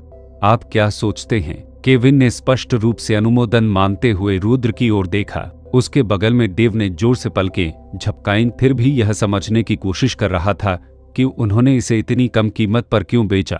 रुद्र ने तुरंत मन ही मन आंकड़ों की गणना की। उन्होंने 18 एकड़ जमीन का मूल्य $23,400, भवन का मूल्य $6,000 और उत्पादन उपकरण का मूल्य $8,000 आंका। कुल कीमत $37,400 थी, जो मूल कीमत के आधे से थोड़ा अधिक थी। केविन मैडियन कीमत को और कम करने में झिझक रहे थे, इसलिए रुद्र ने प्रस्ताव स्वीकार कर लिया। ठीक है, मैं इस कीमत से सहमत हूँ। आइए अनुबंध पर हस्ताक्षर करें। जब रुद्र सहमत हुआ तो केविन मैडियन को राहत की लहर महसूस हुई। आखिरकार इसका निपटारा हो गया और केविन को लगा जैसे उसने अपने लिए 5,000 बचा लिए हैं। रियल एस्टेट विक्रेता स्पष्ट रूप से आश्चर्यचकित था। उन्हें उम्मीद थी कि रुद्र थोड़ी कम कीमत पर बातचीत करेगा, लेकिन 98,000 से 37,000 तक की गिरावट, 60,000 से अधिक की छूट उनकी कल्पना से परे थी। सबसे अधिक आश्चर्यचकित व्यक्ति देव था। श्री रुद्र को खिलौना फैक्ट्री सौंपने के बाद भी वह अभी भी यह समझने की कोशिश कर रहे थे कि इसे इतनी कम कीमत पर क्यों बेचा गया था। 0046 अध्याय 4646 making yellow budget movie exit ML की शुरुआत। अध्याय बैंक से बाहर निकलने के बाद विक्रेता ने हर्षित भाव से रुद्र को बधाई देते हुए कहा, मिस्टर रुद्र, आप अद्भुत हैं। आपने उस खिलौने की फैक्ट्री को $40,000 से भी कम में खरीदा है। अगर आप इसे तुरंत बेच भी दे तो भी आप $10,000 से $20,000 का लाभ कमा सकते हैं। मिस्टर रुद्र, यदि आपको भविष्य में रियल एस्टेट से संबंधित किसी भी चीज की आवश्यकता हो तो बेझिझक मुझसे किसी भी समय संपर्क करें। मेरा नाम एडवर्ड है, उन्होंने एक बिजनेस कार्ड सौंपते हुए कहा। क्या तुमने मुझे पहले एक भी नहीं दिया? रुद्र ने हैरान होकर कार्ड ले लिया। एडवर्ड ने मुस्कुराते हुए कहा, मैं ग्राहकों से मिलते समय हमेशा आसान संपर्क के लिए एक बिजनेस कार्ड देता हूँ। यदि कोई सौदा हो जाता है तो मैं एक स्थायी प्रभाव छोड़ने के लिए दूसरा कार्ड देता हूँ और यह सुनिश्चित करता हूँ कि ग्राहक मेरा नाम याद रखे। उन्होंने कहा, पुराने ग्राहकों के साथ काम करने पर अक्सर नए ग्राहकों की तुलना में सफलता दर कई गुना अधिक होती है। रुद्र को लगा कि इस लड़के का विश्लेषण सही है। यदि उसने अपना व्यवसाय कार्ड दूसरी बार नहीं सौंपा होता तो वह उसके बारे में भूल जाता। एक बार फिर से खिलौना फैक्ट्री में लौटते हुए, जो अब पूरी तरह से रुद्र के स्वामित्व में है, उन्होंने निर्देश दिया, सीन फैक्ट्री के कार्यालय भवन और शयनगृह के नवीनीकरण के लिए लोगों को ढूंढे। यार्ड पर भी ध्यान देने की जरूरत है। फिर किसी को एक चिन्ह बनाने को कहें जिस पर HD सिक्योरिटी कंपनी लिखा हो। अब से यही सुरक्षा कंपनी का मुख्यालय होगा। ठीक है बॉस। कार्यालय भवन के चारों ओर घूमने के बाद नीचे एक बड़ा तहखाना था और रुद्र को एक विचार आया और उसने कहा, सीन किसी को इस जगह को साफ करने और एक गोदाम में बदल ले दो। हम गोदाम में क्या रखने की योजना बना रहे हैं बॉस? इसे बंदूक गोदाम में बदल दो। एक सुरक्षा कंपनी के पास अपना बंदूक गोदाम कैसे नहीं हो सकता? रुद्र ने मुस्कुराते हुए कहा। उन्होंने बंदूकों और गोला बारूद से भरे 200 वर्ग मीटर के तहखाने की कल्पना की। यह काफी चौंकाने वाला होगा। संयुक्त राज्य अमेरिका में वयस्क आग्नेयास्त्र और गोला बारूद खरीदने के पात्र है। बंदूकें बड़े पैमाने पर हैं और गोलीबारी कभी भी हो सकती है। सुरक्षा कंपनियों को आग्नेयास्त्र ले जाने के लिए कानूनी दस्तावेजों के लिए आवेदन करना होगा। अब जबकि HD सिक्योरिटी कंपनी के लिए बिजनेस लाइसेंस जारी कर दिया गया है, कानूनी रूप से हथियार रखने की प्रक्रियाओं की अभी भी समीक्षा की जा रही है। लेकिन इसने रुद्र को अपने हथियार शस्त्रागार बनाने से नहीं रोका। हालांकि शॉन युद्ध में औसत था, लेकिन उसका दिमाग तेज था। उसे सुरक्षा कंपनी के नवीनीकरण का काम सौंपना कोई समस्या नहीं थी। अब जब उन्होंने एक अच्छा आधार हासिल कर लिया है तो अधिक अधीनस्थों को लाने और उन्हें प्रशिक्षित करने का समय आ गया है। लेकिन अधिक लोगों की भर्ती में कुछ समय लगेगा। रुद्र को एहसास हुआ कि उसे फिल्म कंपनी में आए कई दिन हो गए हैं। भुगतान न मिलने के बावजूद वह नूह फिल्म कंपनी के सहायक अध्यक्ष के रूप में अपनी भूमिका की उपेक्षा नहीं कर सके। फिल्म कंपनी की ओर जाते हुए रिसेप्शनिस्ट सुजैन रुद्र को देखकर मुस्कुराई। शुभ दोपहर सहायक रुद्र। शुभ दोपहर सुसान। मैंने तुम्हें कुछ दिनों से नहीं देखा है और तुम्हारी त्वचा अधिक नाजुक हो गई है, रुद्र ने मुस्कुराते हुए कहा। जब सुसान ने रुद्र की ओर देखा तो वह शर्मा गई। उसकी बड़ी बड़ी आंखें चमक उठी। अगर रुद्र अब उसे रात के खाने पर आमंत्रित करेगा तो वह निश्चित रूप से स्वीकार कर लेगी। शायद वे आज रात फिर से घर में खेल सके, लेकिन अब उसके पास एवा गार्डनर है जिसे वह कभी भी खा सकता है। उस महिला को पूरे हॉलीवुड में सर्वश्रेष्ठ माना जाता है। रुद्र संतुष्ट रहते हैं और अपनी वर्तमान प्राथमिकताओं पर ध्यान केंद्रित करते हैं। इस समय अन्य महिलाओं में थोड़ी सी व्याकुलता या रुचि रखते हैं। जैसे ही वह अपने कार्यालय में दाखिल हुआ, फिल्म कंपनी के महाप्रबंधक कोहेन अंदर आए। रुद्र, मैं वास्तव में तुम्हें फोन करने वाला था, लेकिन तुम यहाँ हो। क्या हो रहा है महाप्रबंधक कोहेन? रुद्र ने पूछा। कोहेन ने बताया, वार्नर ब्रदर्स ने उस स्क्रिप्ट की समीक्षा की जिस पर हमने पहले बैठक में चर्चा की थी। उन्हें लगता है कि यह अच्छी है और वे फिल्म पर सहयोग करने के इच्छुक हैं। चीजों को अंतिम रूप देने और वार्नर ब्रदर्स के साथ हस्ताक्षर करने की तैयारी के लिए हम आज दोपहर एक बैठक कर रहे हैं। अच्छा, मैं समय पर वहां पहुंच जाऊंगा। सुजैन द्वारा लाई गई कॉफी पीने के बाद रुद्र बैठक कक्ष में दाखिल हुआ। महाप्रबंधक कोहेन और कई विभागों के प्रमुख पहले से ही मौजूद थे। कोहेन ने अपने हाथ में मौजूद दस्तावेजों पर नजर डाली। वार्नर ब्रदर्स फिल्म पर सहयोग करने के लिए सहमत हुए, लेकिन वे स्क्रिप्ट में महत्वपूर्ण संशोधन करना चाहते हैं। पिछले कथानक में कुछ कमियां थीं। फिल्म का शीर्षक तय कर लिया गया है, द गोल्डन आउटलॉज। शीर्षक सुनकर रुद्र ने अपनी स्मृति की खोज की। हम कोई याद नहीं। इसका मतलब था कि फिल्म पहले ही फिल्मों के समुद्र में खो चुकी थी। बाद के वर्षों में फिल्म निवेशकों ने 80/20 नियम का सारांश दिया, जहां 10 में से 8 फिल्मों को नुकसान होता है, केवल 2 लाभदायक या ब्रेक इवन बचती हैं। 1940 और 1950 के दशक से हॉलीवुड ने हर साल हजारों फिल्में बनाई हैं जो दशकों से जमा हो रही हैं। उनमें से कितनी फिल्में लोगों को याद भी हो सकती हैं? ऐसी फिल्में जो वास्तव में छाप छोड़ती हैं और अत्यधिक लाभ कमाती हैं दुर्लभ हैं, इसलिए उन्हें क्लासिक्स के बीच क्लासिक्स माना जाता है। कोहेन ने आगे कहा, वार्नर ब्रदर्स सहयोग करने के इच्छुक हैं, लेकिन वे अपनी प्रोडक्शन टीम के साथ नेतृत्व करना चाहते हैं। हम केवल निवेशक होंगे। संदेश स्पष्ट था, वार्नर ब्रदर्स स्क्रिप्ट और प्रोडक्शन टीम पर नियंत्रण चाहते थे। नूह फिल्म्स केवल वित्तीय योगदान दे रही थी। पूंजी की दुनिया में जिसके पास सत्ता होती है वही निर्णय लेता है। अभिनय विभाग के प्रमुख थॉमस ने शिकायत की, लेकिन हमारे अभिनेताओं के बारे में क्या? हमारे दर्जनों कलाकार आधे साल से बेकार हैं। हंस उत्पादन प्रमुख और भी अधिक असंतुष्ट थे। निर्देशक, लेखक, छायाकार, प्रकाश, तकनीशियन, प्रॉप्स मास्टर और संगीतकार, मेरे पास अधिक निष्क्रिय कर्मचारी हैं। कोहेन ने बेबसी से कंधे उचकाए। मुझे पता है, लेकिन हम इस फिल्म के बारे में आश्वस्त नहीं हैं और हमारे पास धन की कमी है। हमें वार्नर ब्रदर्स का अनुसरण करना होगा, अन्यथा हमारे निवेश को नुकसान हो सकता है। हम $1,50,000 का निवेश कर रहे हैं। बैठक के बाद रुद्र बातचीत करने के लिए थॉमस के कार्यालय में गया। थॉमस ने बड़बड़ाते हुए कहा, भले ही हमने कम बजट की फिल्म बनाई हो, यह सिर्फ बैठे रहने और दूसरों का अनुसरण करने से बेहतर होगा। अगर हम ऐसा करते रहे तो कंपनी जल्द ही दिवालिया हो सकती है। क्या कोहेन कंपनी का प्रबंधन प्रभावी ढंग से नहीं कर रहे हैं? थॉमस ने टिप्पणी की, जिस व्यक्ति को इस कंपनी से बाहर निकलने की सबसे ज्यादा जरूरत है वह कोहेन है। उसके पास कोई दृष्टि नहीं है, कोई उपलब्धि नहीं है, कोई संबंध नहीं है।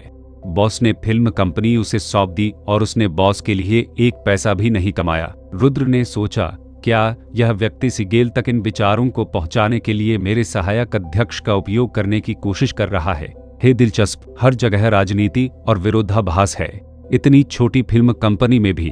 अपने कार्यालय में वापस आकर रुद्र ने सिगरेट जलाई। मूल रूप से उन्होंने इस फिल्म के निर्माण में जाने पर एवा गार्डनर को इसमें एक छोटी भूमिका देने पर विचार किया था, लेकिन अब जब यह वार्नर ब्रदर्स के पास जा रहा था तो यह योजना खत्म होती दिख रही थी। नूह इस तरह आगे नहीं बढ़ सका। रुद्र के दिमाग में एक विचार कौंधा, क्या होगा अगर वह कम बजट की फिल्म में निवेश करे और खुद उसका निर्देशन करे। बाद के वर्षों में उन्होंने अनगिनत फिल्में देखी, उनमें से कोई भी एक क्लासिक थी।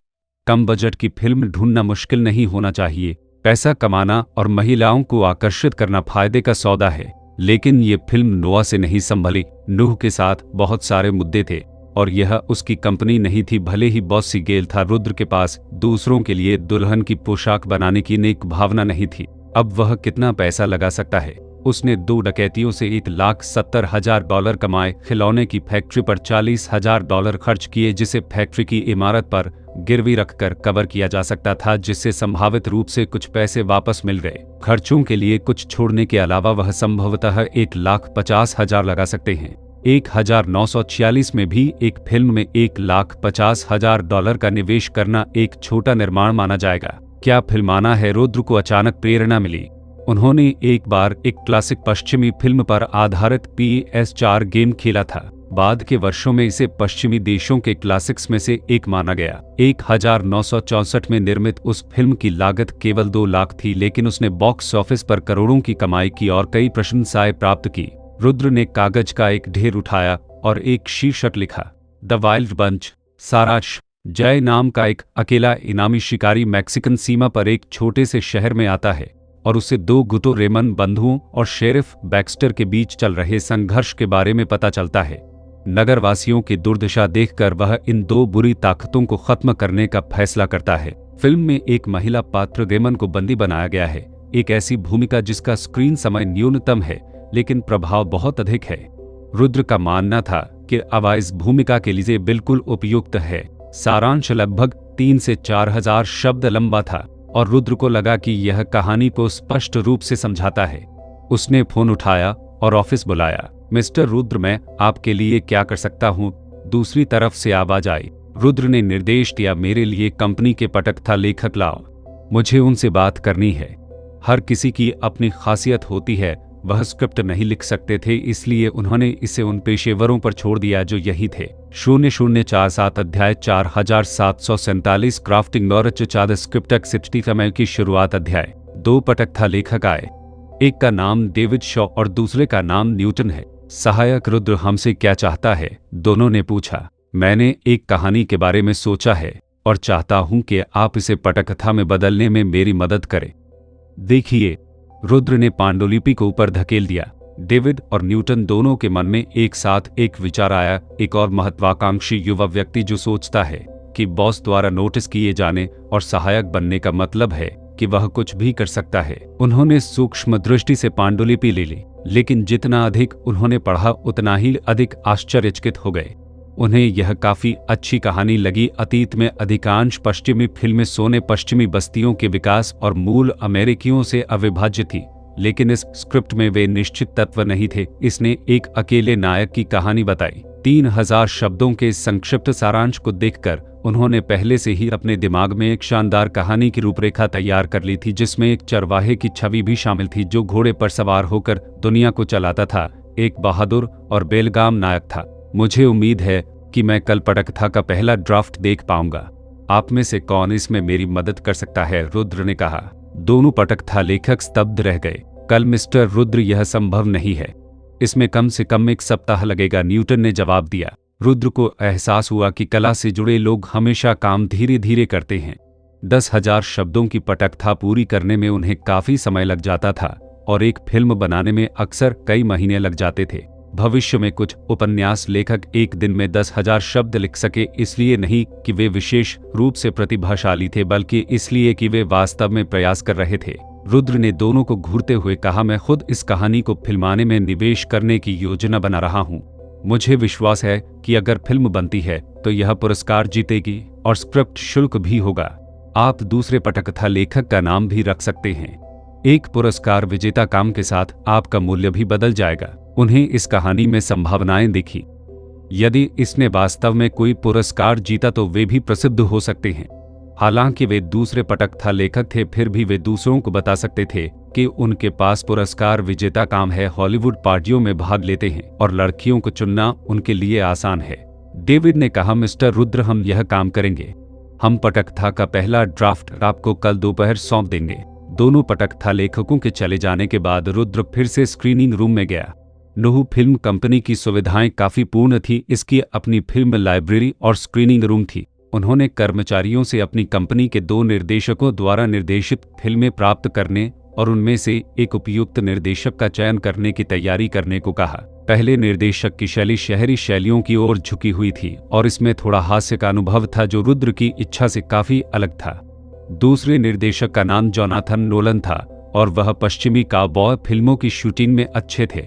कंपनी द्वारा पहले लिखी गई फिल्म गोल्डन आउटलॉ एक विशिष्ट पश्चिमी काउबॉय फिल्म थी और मूल योजना इसे निर्देशित करने की नोलन की थी। नोलन कंपनी में नहीं थे। फिल्म की असफलता के बारे में सुनने के बाद से वह 2 दिनों तक कंपनी में नहीं आए थे। 5 बज चुके थे।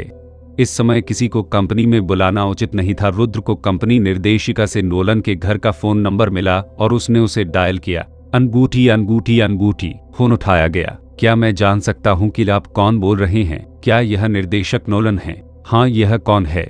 मैं जय रुद्र हूँ। नोलन को प्रतिक्रिया देने में थोड़ा समय लगा। ओह सहायक रुद्र, मैं आपके लिए क्या कर सकता हूँ? क्या आपने पहले ही फिल्म वार्नर ब्रदर्स को नहीं सौंप दी थी? नोलन ने हैरान होकर पूछा।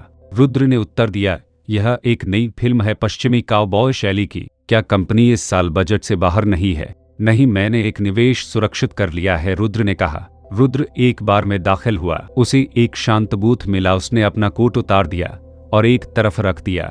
कुछ ही मिनटों में एक अधेड़ उम्र का आदमी बार में दाखिल हुआ और उसने रुद्र को अपनी ओर आते देखा। Hello mister Rudra. हेलो निर्देशक नोलन। हाथ मिलाकर अभिवादन करने के बाद वे बैठे और पेय का ऑर्डर दिया। बार की मंद रोशनी में नोलन ने सारांश पढ़ा और एक पल के लिए विचार किया। उनके दिमाग में कई दृश्य बनने लगे और कहानी उन्हें दिलचस्प लगने लगी। क्या स्क्रिप्ट अभी तक तैयार नहीं है? नोलन ने पूछा। रुद्र ने उत्तर दिया, लेखक इस पर काम कर रहे हैं। हमारे पास कल शाम तक पहला ड्राफ्ट होना चाहिए। मिस्टर रुद्र, आप कितना निवेश लाए हैं? नोलन वित्तीय पहलू को लेकर सबसे अधिक चिंतित थे। आपको क्या लगता है इस फिल्म को बनाने में कितना खर्च आएगा? नोलन ने अपने गिलास से एक घूंट लिया। वहां काफी अंतर है। सबसे पहले वहां कलाकार हैं। क्लार्क गेबल जैसा शीर्ष स्तरीय अभिनेता 5 लाख से कम में नहीं आएगा। यदि हम दूसरे या तीसरे स्तर के अभिनेता के लिए जाते हैं तो यह केवल कुछ हजार या उससे भी कम होगा। इस फिल्म के लिए मैं स्टार पावर के बजाय मूवी इफेक्ट्स पर काम कर रहा हूं। हम दूसरे स्तर या तीसरे स्तर के अभिनेता या यहां तक कि अभिनय कौशल वाले अतिरिक्त कलाकार भी ढूंढ सकते हैं। कोई समस्या नहीं है, रुद्र ने कहा। नोलन ने सिर हिलाया। फिर से प्रॉप्स हैं। इस कहानी को देखने के बाद सामग्री जटिल नहीं है। यह सिर्फ एक छोटे शहर में होने वाली एक घटना है। मुझे याद है कि न्यू मैक्सिको में उत्पादन केंद्रों के साथ कुछ फिल्म कंपनियां हैं। हम एक को कुछ समय के लिए किराए पर ले सकते हैं। फिर कॉस्ट्यूम प्रॉप्स, घोड़े से खींची जाने वाली गाड़ियां, विस्फोटक और इसी तरह की चीजें हैं। ये बहुत महंगे नहीं हैं। तो फिर फिल्म है। क्या मिस्टर रुद्र काले और सफेद या रंगीन में शूटिंग करने जा रहे हैं? नोलन ने पूछा। क्या कोई बड़ा अंतर है? नोलन ने बताया, बहुत बड़ी लागत से लगभग 3 गुना। फिल्म स्टॉक एक बड़ा खर्च है। अगर काले और सफेद रंग में शूटिंग के लिए $50,000 मूल्य के फिल्म स्टॉक की आवश्यकता होती है, तो रंगीन शूटिंग में $1,50,000 की जरूरत होगी। यह काला और सफेद है, रुद्र ने फैसला किया। क्लासिक फिल्म रोमन हॉलिडे की शूटिंग 1953 में हुई थी और यह अभी भी काले और सफेद रंग में थी। कुछ लोगों ने सवाल किया कि 1939 में फिल्माई गई गॉन विद द विंड के विपरीत रोमन हॉलिडे में रंगीन फिल्म का उपयोग क्यों नहीं किया गया, जिसका कई लोगों को खेद था। यहाँ सबसे सरल कारण धन की कमी थी, लेकिन इससे रोमन हॉलिडे के सिनेमाई क्लासिक बनने में कोई कमी नहीं आएगी। इस बारे में सोचते हुए रुद्र ने सोचा, अगर उसे कभी ऑड्रे हेपबर्न से मिलने का मौका मिला तो वह निश्चित रूप से रोमन हॉलिडे को रंगीन बनाने में निवेश करेगा। रुद्र और नोलन ने सुबह होने तक बात की और उनकी बातचीत के माध्यम से रुद्र को फिल्म निर्माण प्रक्रिया और इसकी जटिलताओं की गहरी समझ प्राप्त हुई। उन्होंने द वाइल्ड फ्रंटियर पर भी चर्चा की और नोलन ने अपने कुछ विचार साझा किए, उजाड़, शुद्ध, जंगली और मर्दाना। नोलन के विचार रुद्र के दृष्टिकोण से अच्छी तरह मेल खाते थे। निर्देशक नोलन, मैं आपको औपचारिक रूप से इस फिल्म का निर्देशन और निर्माण करने के लिए आमंत्रित करता हूं, रुद्र ने नोलन की ओर हाथ बढ़ाते हुए कहा। नोलन एक पल के लिए रुका। क्या मैं पूछ सकता हूं कि कितना निवेश है? उनकी पिछली बातचीत से नोलन बता सकते थे कि इस फिल्म में निवेश संभवतः पर्याप्त नहीं था। 1,50,000 यह कुल निवेश है, रुद्र ने उत्तर दिया। नोलन ने सोचते हुए अपनी भौहें सिकोड़ ली। 1,50,000 वास्तव में थोड़ा कम है। कुछ सेकंड बाद उसने रुद्र की हथेली पर अपने हाथ से जोर से थपकी दी। मैं यह काम करूंगा। अगली सुबह रुद्र ने एक मध्यस्थ से संपर्क किया और एक खाली शेल फिल्म कंपनी खरीदी। ये शेल कंपनियां हॉलीवुड में प्रचुर मात्रा में थी। कंपनी के नाम के अलावा उनके पास कुछ भी नहीं था। समय बचाने और पंजीकरण की परेशानी से बचने के लिए रुद्र ने इसे केवल कुछ $100 अधिक में खरीद लिया। कंपनी का नाम फिर से पंजीकृत किया गया और ठीक उसी तरह रुद्र ने अपने नाम में ची फिल्म कंपनी के तहत एक और कंपनी जोड़ ली। सिर्फ 2 महीने में रुद्र अब 3 कंपनियों के मालिक हैं। HD talent agency, HD commercial security company, HD film company. पंजीकृत करने के बाद रुद्र ने शॉन को बुलाया। चलो बैंक चलते हैं। हम बैंक क्यों जा रहे हैं बॉस? ऋण के लिए। फिल्मों को पैसे की जरूरत थी और बड़ी संख्या में अधीनस्थों को काम पर रखने के लिए भी धन की जरूरत थी। रुद्र ने खिलौना फैक्ट्री को बैंक के पास गिरवे रखकर ऋण लेने की योजना बनाई ताकि खर्च करने के लिए अधिक पैसा हो। केविन काम पर थे जब रिसेप्शनिस्ट ने उन्हें बताया कि कोई मिस्टर रुद्र उन्हें ढूंढ रहे हैं। केविन का दिल तेजी से धड़कने लगा। यहाँ हम फिर से चलते हैं, क्या यह कभी खत्म नहीं होगा? 0048 अध्याय 4848 गेटिंग ए लिनक्स HTML की शुरुआत। अध्याय। मिस्टर रुद्र, मुझे आपसे इतनी जल्दी दोबारा मिलने की उम्मीद नहीं थी। इस बार मैं आपके लिए क्या कर सकता हूँ? बैंक के स्वागत कक्ष के अंदर केविन मेडिसन ने चेहरे पर मुस्कान के साथ रुद्र से पूछा। उसे मिलनसार होना था। कौन जानता था कि वे लुटेरे उसे फिर से बांध देंगे। मैं ऋण के लिए आवेदन करना चाहूंगा, रुद्र ने उत्तर दिया। एक ऋण? आप कितना उधार लेना चाह रहे हैं और पैसे का उपयोग किस लिए किया जाएगा? केविन ने पूछा। मेरी एक फिल्म कंपनी है और मैं एक फिल्म की शूटिंग करने की योजना बना रहा हूँ।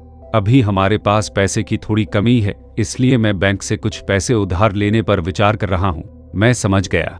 क्या आपके पास कोई संपार्श्विक या गारंटी है? केविन ने पूछताछ की। आपको किस प्रकार की संपार्श्विक की आवश्यकता है? केविन ने तुरंत रुद्र को समझाया। सबसे आम रूप भौतिक संपार्श्विक है, जैसे सोने के गहने, बढ़िया कलाकृतियां, रियल एस्टेट संपत्तियां या अन्य कंपनियों में शेयर जैसी मूल्यवान वस्तुएं। अमूर्त संपत्ति भी हैं।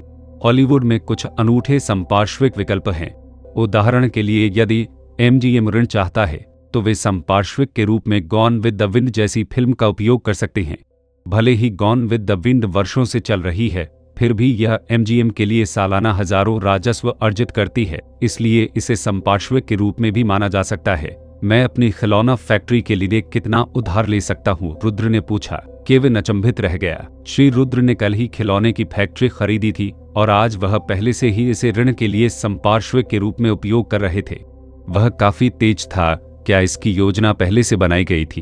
आप इसके एवज में कितना उधार लेने की सोच रहे हैं? केविन ने सावधानी से पूछा। मैंने पेशेवरों से परामर्श किया और उन्होंने कहा कि जमीन और कारखाने और मशीनों से $60,000 मिल सकते हैं। मैं $60,000 उधार लूंगा, रुद्र ने कहा। केविन ने चुपचाप एक गहरी सांस ली। रुद्र ने इसे कल 40,000 से कम में खरीदा था और आज वह इसके बदले में 60,000 उधार लेने आया है। यदि बैंक के उच्च अधिकारियों को इसके बारे में पता चला तो वे निश्चित रूप से सोचेंगे कि वह रुद्र योजना को बैंक से लाभ कमाने में मदद कर रहा है। खैर, शायद वास्तव में यही हो रहा है, लेकिन वह मना नहीं कर सका। तहखाने में उन 3 दिनों की पीड़ा कुछ ऐसी थी जिसे वह अपने जीवन में फिर कभी अनुभव नहीं करना चाहता था। क्या मुझे इसके बारे में सोचने के लिए कुछ समय मिल सकता है? केविन फुसफुसाए। जरूर, कृपया इसे संभाल लें मिस्टर मेडिसन, कोई परेशानी नहीं, कृपया यही प्रतीक्षा करें। केविन अपने कार्यालय लौट आया और बैठकर विचार करने लगा।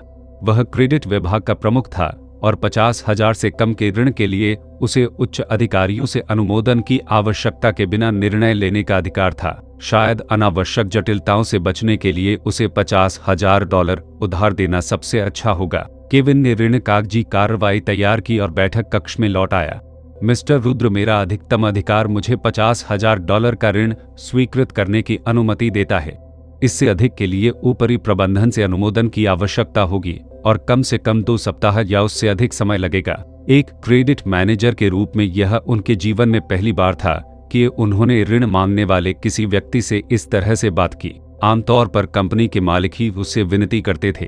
50,000, रुद्र ने सोचा, यह पर्याप्त होना चाहिए।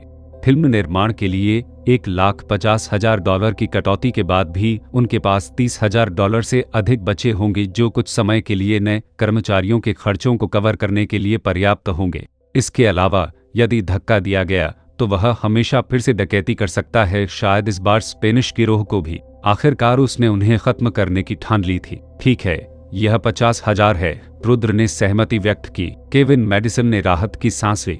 बहुत अच्छा, मैं कागजी कार्रवाई कर दूंगा। पैसा 3 दिनों में तैयार हो जाना चाहिए। उनके बैंक से बाहर निकलने के बाद रुद्र ने समय देखा। दोपहर का समय है। वह नूह की आर्क फिल्म कंपनी में वापस चले गए, जहां उन्होंने आज शाम पहले ड्राफ्ट की समीक्षा करने के लिए 2 पटकथा लेखकों के साथ व्यवस्था की थी। कंपनी में पहुंचने पर निदेशक नोलन पहले से ही वहां मौजूद थे। लगभग 6 बज रहे थे जब 2 पटकथा लेखक डेविड और न्यूटन दौड़कर आए। वे दोनों लाल आंखों के साथ थके हुए लेकिन उत्साहित दिख रहे थे। सहायक रुद्र, निर्देशक नोलन, हम कल पूरी रात जागते रहे और आज पूरे दिन काम किया। आखिरकार हमने स्क्रिप्ट का पहला ड्राफ्ट पूरा कर लिया। हम दोनों इसके बारे में बहुत आश्वस्त महसूस करते हैं और मानते हैं कि इस स्क्रिप्ट में काफी संभावनाएं हैं। रुद्र ने स्क्रिप्ट ली और नोलन को अपने पीछे खड़ा करके उन्होंने उसे तुरंत पढ़ लिया। स्क्रिप्ट लगभग 30 से 40,000 शब्दों की थी और उन्होंने इसे केवल 15 मिनट में पढ़ लिया। स्क्रिप्ट के पहले ड्राफ्ट में अनिवार्य रूप से रुद्र की रूपरेखा के सभी सार शामिल थे और रुद्र काफी हद तक संतुष्ट थे। उसने नोलन की ओर देखा जो सोच में खोया हुआ लग रहा था। नोलन, आप इस स्क्रिप्ट के बारे में क्या सोचते हैं? रुद्र ने पूछा। नोलन अपने गुस्से से बाहर निकले और तुरंत जवाब दिया, जैसा कि मैं अपने दिमाग में दृश्यों की कल्पना कर रहा था। मैं एक कठिन कहानी लेकर आया जो कल हमने जो चर्चा की थी उससे भी अधिक आकर्षक लगती है। ईमानदारी से कहो तो मुझे इस फिल्म से बहुत उम्मीदें हैं। यह फिल्म केवल वीरता और एक अकेले नायक के बारे में नहीं है। इसमें ऐसे तत्व हैं जिनकी कई हॉलीवुड फिल्मों में कमी है। कथानक स्पष्ट और ताज़ा है, रीढ़ ठोस है फिर भी जटिल है और नायक न्याय का विशिष्ट अवतार नहीं है। प्रारंभ में वह पैसे के लिए मदद करने के लिए सहमत होता है, लेकिन यह सिर्फ पैसे के बारे में नहीं है। आखिरकार वह एक जीवित सांस लेता व्यक्ति है। नोलन अपने रचनात्मक विचारों में डूब गए। रुद्र ने सुझाव दिया, आइए कल कोहेन से मिलते हैं। मैं फिल्मांकन के लिए नूह आर्क के चालक दल और उपकरणों का उपयोग करने की योजना बना रहा हूं। नोलन ने इसे उदासीनता से टाल दिया। यह आपका व्यवसाय है, मैं केवल फिल्म के लिए जिम्मेदार हूं। रुद्र को बर्खास्त करने के बाद नोलन ने 2 पटकथा लेखकों की ओर रुख किया। मुझे लगता है कि कुछ विवरण हैं जिनमें बदलाव और सुधार की आवश्यकता है। आइए चर्चा करें। तीनों कलाकार स्क्रिप्ट पर चर्चा करने के लिए रुद्र के कार्यालय में एकत्र हुए। रुद्र ने उस समय नजर डाली, शाम के 9 बज चुके थे। कलात्मक लोगों को नजरअंदाज करते हुए वह अवा के घर चला गया। खटखटाओ खटखटाओ खटखटाओ। उसने दरवाजे को हल्के से थपथ पाया। धीरे ढले घरेलू परिधान पहने एवा गार्डनर ने दरवाजा खोला और रुद्र को गले लगाते हुए देखकर सुखद आश्चर्य हुआ। बहुत दिनों से तुम्हें नहीं देखा रुद्र, मैं इन दिनों व्यस्त हूँ। क्या तुमने खाना खाया? मैंने रात का खाना नहीं खाया। रुद्र अंदर चला गया। उसने अपना कोट उतार दिया और अवा ने उसे रैक पर लटका दिया। आप चाहते हैं कि मैं आपके लिए क्या पकाऊं? अवा ने पूछा। कुछ भी ठीक है। स्पेगेटी के बारे में क्या ख्याल है? और मैं तुम्हारे लिए एक स्टेक तलूंगा। सुनने में तो अच्छा लगता है। अवा रसोई में खाना बनाने लगी जबकि रुद्र ने खुद के लिए ड्रिंक पी ली और पास में खड़ा हो गया। अवा ने उसकी ओर देखा। आप हाल ही में किस काम में व्यस्त हैं? रुद्र ने अपने पेय का एक घूंट लेते हुए कहा, बहुत कुछ, ज्यादातर व्यावसायिक मामले, लेकिन कुछ ऐसा है जो आपको दिलचस्प लगेगा। ओह, यह क्या है? अवा ने दिलचस्पी से पूछा। आप हमेशा से अभिनय करना चाहते थे, है ना? मैंने आपके लिए एक भूमिका ढूंढ ली है। यह सुनकर अवा तुरंत पलटी। उसका चेहरा आश्चर्य से भर गया। सच में रुद्र, यह किस तरह का रोल है? क्या इसमें लाइनें हैं? दरअसल इसमें लाइनों की जरूरत नहीं है, बस एक सोलो शॉट ही काफी होगा। रुद्र ने मुस्कुराते हुए कहा, नहीं, तुम इस फिल्म की हीरोइन बनोगी। अवा स्तब्ध थी। उसने रुद्र की ओर देखा। उसके पूरे चेहरे पर अविश्वास लिखा हुआ था। एक प्रमुख भूमिका, यह कैसे संभव है? रुद्र उसे देखकर धीरे से मुस्कुराया। यह फिल्म मेरा निवेश है। एक पश्चिमी फिल्म है और इसमें एक प्रमुख महिला भूमिका है। हालांकि कोई महत्वपूर्ण हिस्सा नहीं है। फिल्म मुख्य रूप से पुरुष पात्रों के इर्द गिर्द घूमती है। क्या आप इस भूमिका में रुचि रखते हैं? मैं हूं। आह! एवा गार्डनर की चीख निकल गई। अपने हाथ में मांस का कांटा गिराते हुए वह रुद्र के पास पहुंची। सचमुच रुद्र, एक प्रमुख भूमिका है। भगवान, मैं इस पर विश्वास नहीं कर सकती।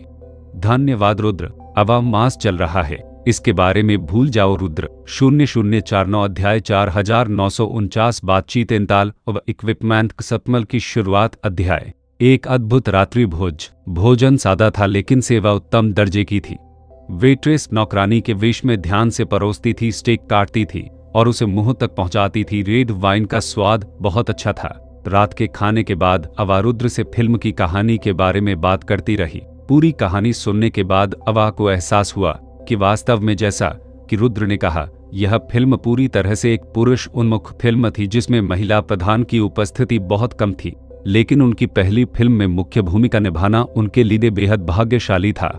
वह जानती थी कि अगर रुद्र नहीं होता तो 10 साल तक अतिरिक्त के रूप में दौड़ने के बाद भी उसे मुख्य भूमिका निभाने का मौका नहीं मिलता। रुद्र ने कहा, कल आप और मैं निर्देशक से मिलने नूह फिल्म कंपनी जाएंगे। क्या होगा अगर निर्देशक ने मुझे नहीं चुना? अवा ने चिंतित होकर पूछा। रुद्र ने महिला का चेहरा पकड़कर गंभीरता से कहा, यह फिल्म मेरा निवेश है। मैं निर्माता हूँ। क्या आपको लगता है कि मैं मुख्य अभिनेत्री के बारे में फैसला नहीं कर सकता? उनके लहजे में एक दबंग सी गीगों का आत्मविश्वास झलक रहा था। हॉलीवुड में बहुत सारी खूबसूरत महिलाएं हैं और कई लोग सिर्फ एक मौके के लिए अपना सारा प्रयास करते हैं। रुद्र से मिलना उसके लिए सौभाग्य की बात थी। अवा मूर्ख नहीं थी। वह ऐसे अवसर को दृढ़ता से समझ लेगी, बिल्कुल भी आराम करने की हिम्मत नहीं करेगी। अगले दिन रुद्र एवा गार्डनर के साथ फिल्म कंपनी तक गए। रिसेप्शनिस्ट सुसान ने रुद्र को एक युवा और खूबसूरत महिला के साथ आते देखा और इस महिला की तुलना में उसे तुरंत हीन महसूस हुआ। उसने पहले सहायक रुद्र को संकेत दिया था लेकिन उसने परवाह नहीं की। पता चला कि रुद्र की पहले से ही इतनी खूबसूरत गर्लफ्रेंड थी। सहायक के कार्यालय में कल से स्क्रिप्ट का एक मोटा मसौदा तैयार था। रुद्र ने इसे अवा को सौंप दिया। आप पहले स्क्रिप्ट पर एक नजर डालें, मैं महाप्रबंधक से बात करूंगा और फिर मैं आपको निर्देशक नोलन से मिलने ले जाऊंगा। रुद्र चला गया और अवा उत्सुकता से स्क्रिप्ट पढ़ने लगी।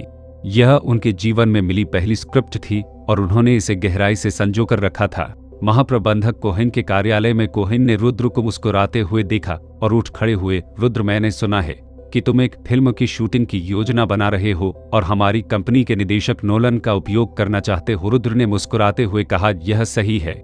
यह एक कम बजट की पश्चिमी फिल्म है जिसमें $1,50,000 का निवेश किया गया है।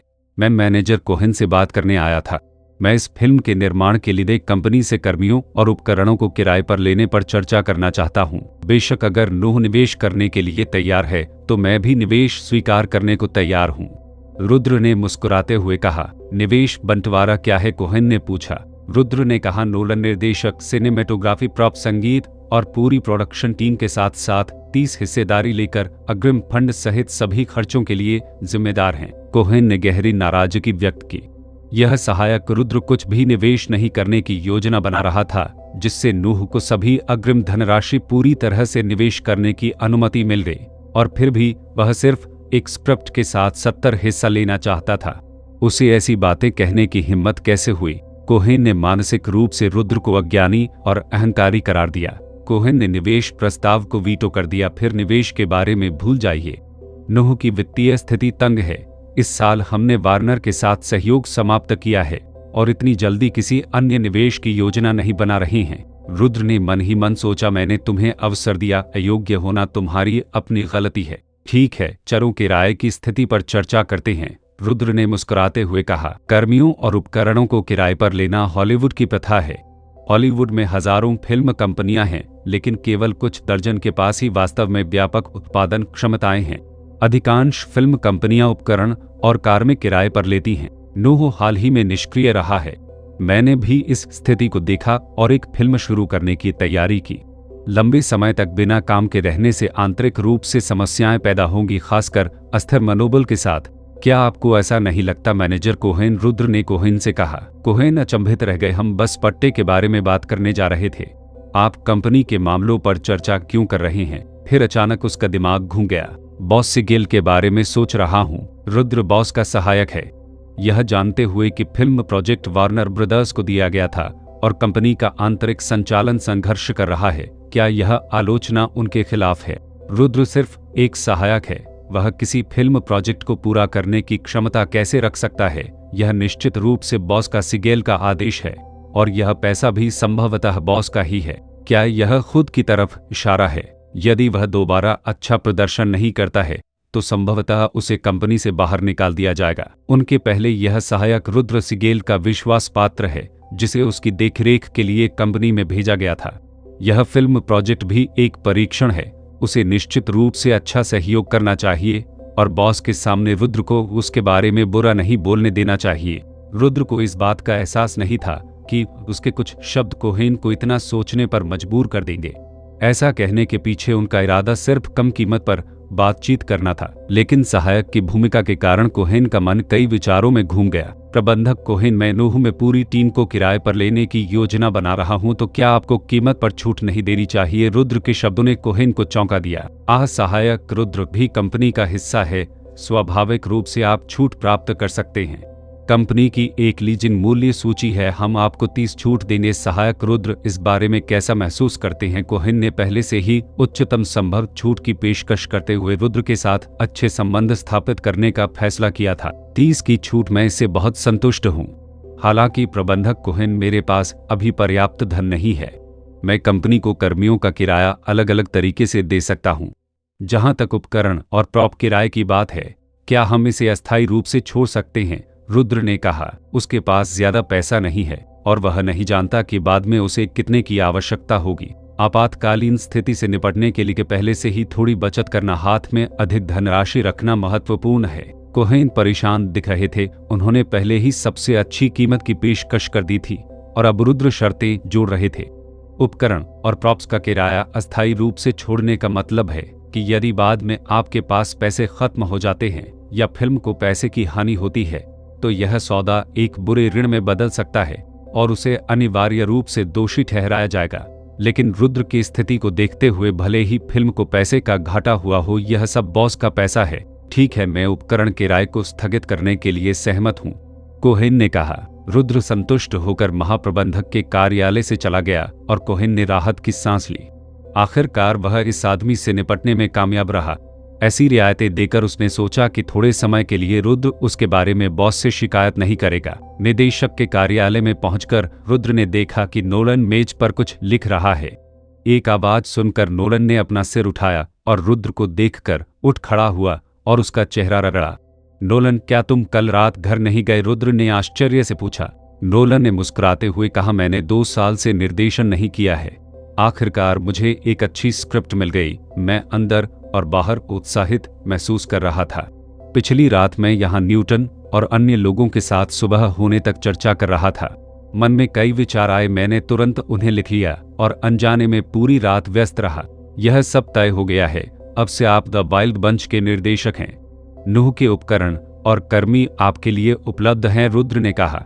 यह सुनकर नोलन का चेहरा खिल उठा। यह बहुत अच्छा है, आज से मैं अपनी टीम इकट्ठी करूंगा। नोलन, मैं किसी को यहाँ लाया हूँ यह देखने के लिए कि क्या वह मुख्य महिला भूमिका के लिए उपयुक्त है, रुद्र ने कहा। ओह, वह कहाँ है? ठीक मेरे कार्यालय में, मैं उसे लेने जाऊंगा। नहीं, मैं बस पैर खींचने ही वाला था। चलो साथ में आपके कार्यालय चलते हैं, नोलन ने कहा। जैसे ही वे रुद्र के कार्यालय की ओर चले, नोलन ने मन में सोचा कि चूंकि रुद्र मुख्य नायिका को यहाँ लाया है और उसे अपने कार्यालय में रहने दिया है, तो उन दोनों के बीच गहरा रिश्ता होना चाहिए। जब तक वह महिला असाधारण रूप से बुरी नहीं है, वह उसे मुख्य भूमिका निभाने के लिए तैयार है। इसके अलावा इस फिल्म में मुख्य किरदार पुरुषों का एक समूह है। हालांकि इसमें एक महिला प्रधान महिला है, लेकिन उसकी भूमिका बहुत छोटी है, संभवतः अन्य फिल्मों में सहायक भूमिकाओं की तुलना में भी कम महत्वपूर्ण है।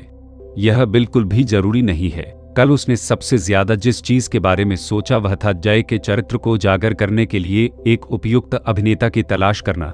0050 अध्याय 5050 थीम सॉन्ग XHTML की शुरुआत। अध्याय। एवा गार्डनर स्क्रिप्ट पढ़ रही थी। यदि इसे एक फिल्म के रूप में वर्गीकृत किया जाए तो यह फिल्म एक पश्चिमी नायक की फिल्म मानी जाएगी जिसका नायक जय नामक एक इनामी शिकारी है। जय नाम देखकर अवा मन ही मन मुस्कुराई। रुद्र ने यहाँ अपना ही नाम इस्तेमाल किया होगा। जब एवा ने मुख्य नायिका का नाम मारिसा देखा तो वह क्षण भर के लिए स्तब्ध रह गई। क्या मुख्य भूमिका लिखते समय रुद्र ने अपने नाम के बारे में सोचा था? स्क्रिप्ट असाधारण रूप से अच्छी तरह से तैयार की गई थी। इसे खत्म करने के बाद रुद्र ने उसे बताया कि उसने इसे स्वयं लिखा है। इससे पहले अवा ने रुद्र के बारे में केवल एक असभ्य आदमी के रूप में सोचा था, लेकिन उसे यह एहसास नहीं था कि वह इतना प्रतिभाशाली है, इतनी अच्छी स्क्रिप्ट लिखने में सक्षम है। उस पल अवा को रुद्र के लिए प्रशंसा की तीव्र भावना महसूस हुई। वह सिर्फ एक साधारण गिरोह का नेता नहीं था, वह एक कलात्मक और प्रतिभाशाली गिरोह का नेता था। यह सोचते हुए अवा को अचानक महसूस हुआ कि स्क्रिप्ट में नायक जय काफी हद तक रुद्र जैसा था, कठोर लेकिन धार्मिकता की भावना के साथ। यदि वह उस समय न होता तो शायद वह अभी भी उस शैतान एजेंट की छाया में जी रही होती। अंत में क्या वह रुद्र नहीं था जिसने उसे बचाया? तभी दरवाजा धक्का देकर खोला गया। रुद्र ने निर्देशक नोलन के साथ प्रवेश किया। अवा अपनी गहरी नींद से बाहर निकली, दोनों की ओर देखा और कहा, आह, तुम वापस आ गए। वह झट से उठ खड़ी हुई। रुद्र के पास किसी को देखकर अवा थोड़ा आरक्षित लग रही थी। नोलन ने अपने सामने महिला की ओर देखा और तुरंत चकित रह गया। यह महिला बेहद खूबसूरत थी, यकीनन हॉलीवुड सितारों के बीच भी शीर्ष अभिनेत्रियों में से एक थी। सही अनुपात, पतले पैर और दृढ़ संकल्प के साथ एक सुंदर चेहरा। इसमें कोई आश्चर्य नहीं कि रुद्र इतना समर्पित था। यदि उसकी ऐसी कोई गर्लफ्रेंड होती तो वह भी उतना ही समर्पित होता। अवा, मैं आपका परिचय कराता हूँ। यह फ्रंटियर हीरो के निर्देशक जोनाथन नोलन हैं। आपसे मिलकर अच्छा लगा निदेशक महोदय, अवा ने हल्की मुस्कान के साथ कहा। आपसे मिलकर अच्छा लगा मिस गार्डनर। रुद्र ने नोलन की ओर देखा और मुस्कुराते हुए पूछा, मैंने आपके लिए जो मुख्य अभिनेत्री ढूंढी है उसके बारे में आप कैसा महसूस करते हैं? नोलन ने अवा की ओर देखा, बिना एक शब्द कहे अपना सिर हिला दिया। निर्देशक ने अपना सिर क्यों हिलाया? क्या ऐसा हो सकता है कि वह उसे पसंद नहीं करता हो? एवा गार्डनर तुरंत घबरा गए। वह बहुत सुंदर है। मूल रूप से मेरी कल्पना में मारिसा इतनी सुंदर नहीं थी, लेकिन अभी मुझे अचानक महसूस हुआ कि जिस महिला का रोमिन इतनी बेसब्री से पीछा कर सकता है वह वास्तव में बहुत सुंदर होनी चाहिए जिसे दूर ले जाया जा सके। यह सुनकर अवा का मूड थोड़ा हल्का हो गया। नोलन ने स्क्रिप्ट पकड़ते हुए एवा की ओर देखा और उससे कहा, मिस गार्डनर, आपने अब तक स्क्रिप्ट पढ़ ली होगी। हाँ, मेरे पास है। क्या आप स्क्रिप्ट के कथानक के अनुसार एक दृश्य प्रस्तुत कर सकते हैं? कोई भी दृश्य चलेगा। एवा गार्डनर ने पहले 1 साल से अधिक समय तक अभिनय का अध्ययन किया था। स्क्रिप्ट पढ़ने के बाद ही उन्हें मारिसा के किरदार के बारे में कुछ समझ मिल गई थी। अभी भी उसने रुद्र को महान इनामी शिकारी जय के रूप में और खुद को मारिसा के रूप में कल्पना की थी, जिसे उसने अनजाने में चरित्र में ढालकर बचाया था। अवा केंद्र की ओर चली। उसके कदम थोड़े लड़खड़ा रहे थे, उसकी आंखें उदास हो रही थीं और उसकी आवाज उदासी से भरी हुई थी। रोमेन, कृपया मेरे बच्चे को चोट मत पहुंचाओ। फिर वह मुड़ी और किसी चीज को कसकर गले लगा लिया। उसकी आंखों से आंसू बह रहे थे। कृपया रोमेन, उसे छोड़ दो, वह निर्दोष है। मैं आज्ञाकारी रूप से तुम्हारे साथ वापस जाऊंगी, फिर कभी नहीं भागूंगी। उसका चेहरा हृदय विदारक और निराशा से भरा हुआ था। उत्कृष्ट प्रदर्शन। मिस गार्डनर इस भूमिका के लिए बहुत उपयुक्त हैं। मुझे लगता है कि हम अब मुख्य अभिनेत्री की पुष्टि कर सकते हैं, नोलन ने जोर से कहा। नोलन मूर्ख नहीं था, यह महिला पहले से ही रुद्र की मुख्य अभिनेत्री थी। इसके अलावा उनका अभिनय कौशल सराहनीय था और वह खूबसूरत थी, मुख्य अभिनेत्री बनने में पूरी तरह सक्षम थी। अवा ने अपने आंसू पोंछे, उत्साह से लगभग उछल पड़ी। उसकी आंखों में खुशी और उत्साह साफ दिख रहा था। यह उनके जीवन की पहली भूमिका थी। तीनों बैठ गए। नोलन ने रुद्र से कहा, अब सबसे महत्वपूर्ण बात एक ऐसे पुरुष नायक को ढूंढना है जो जय के चरित्र में फिट बैठता हो। यह बहुत महत्वपूर्ण है। मैंने अभी हॉलीवुड में उपयुक्त अभिनेताओं के बारे में सोचा है।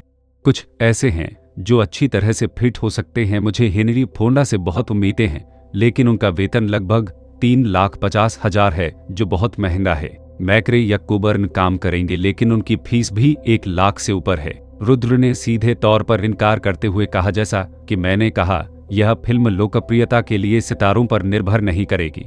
सारा पैसा फिल्मांकन के लिए इस्तेमाल किया जाएगा। हॉलीवुड में दूसरे और तीसरे स्तर के बहुत सारे अभिनेता हैं जिनके अभिनय कौशल में कोई कमी नहीं है। हम निश्चित रूप से उनमें से उपयुक्त अभिनेताओं का चयन कर सकते हैं। नोलन रुद्र के दृष्टिकोण से सहमत थे। ठीक है, मैं अभिनेता संघ के माध्यम से किसी को खोजूंगा और एक बार जब हमारे पास एक सूची होगी तो मैं इसे आपके द्वारा चलाऊंगा। रुद्र, मैं अब बाहर जाऊंगा। मैं चालक दल को इकट्ठा करना शुरू करने के लिए इंतजार नहीं कर सकता। नोलन उठ खड़ा हुआ। नोलन को बाहर निकालते समय रुद्र मुस्कुराया। ऑफिस में केवल रुद्र और अवा ही बचे थे।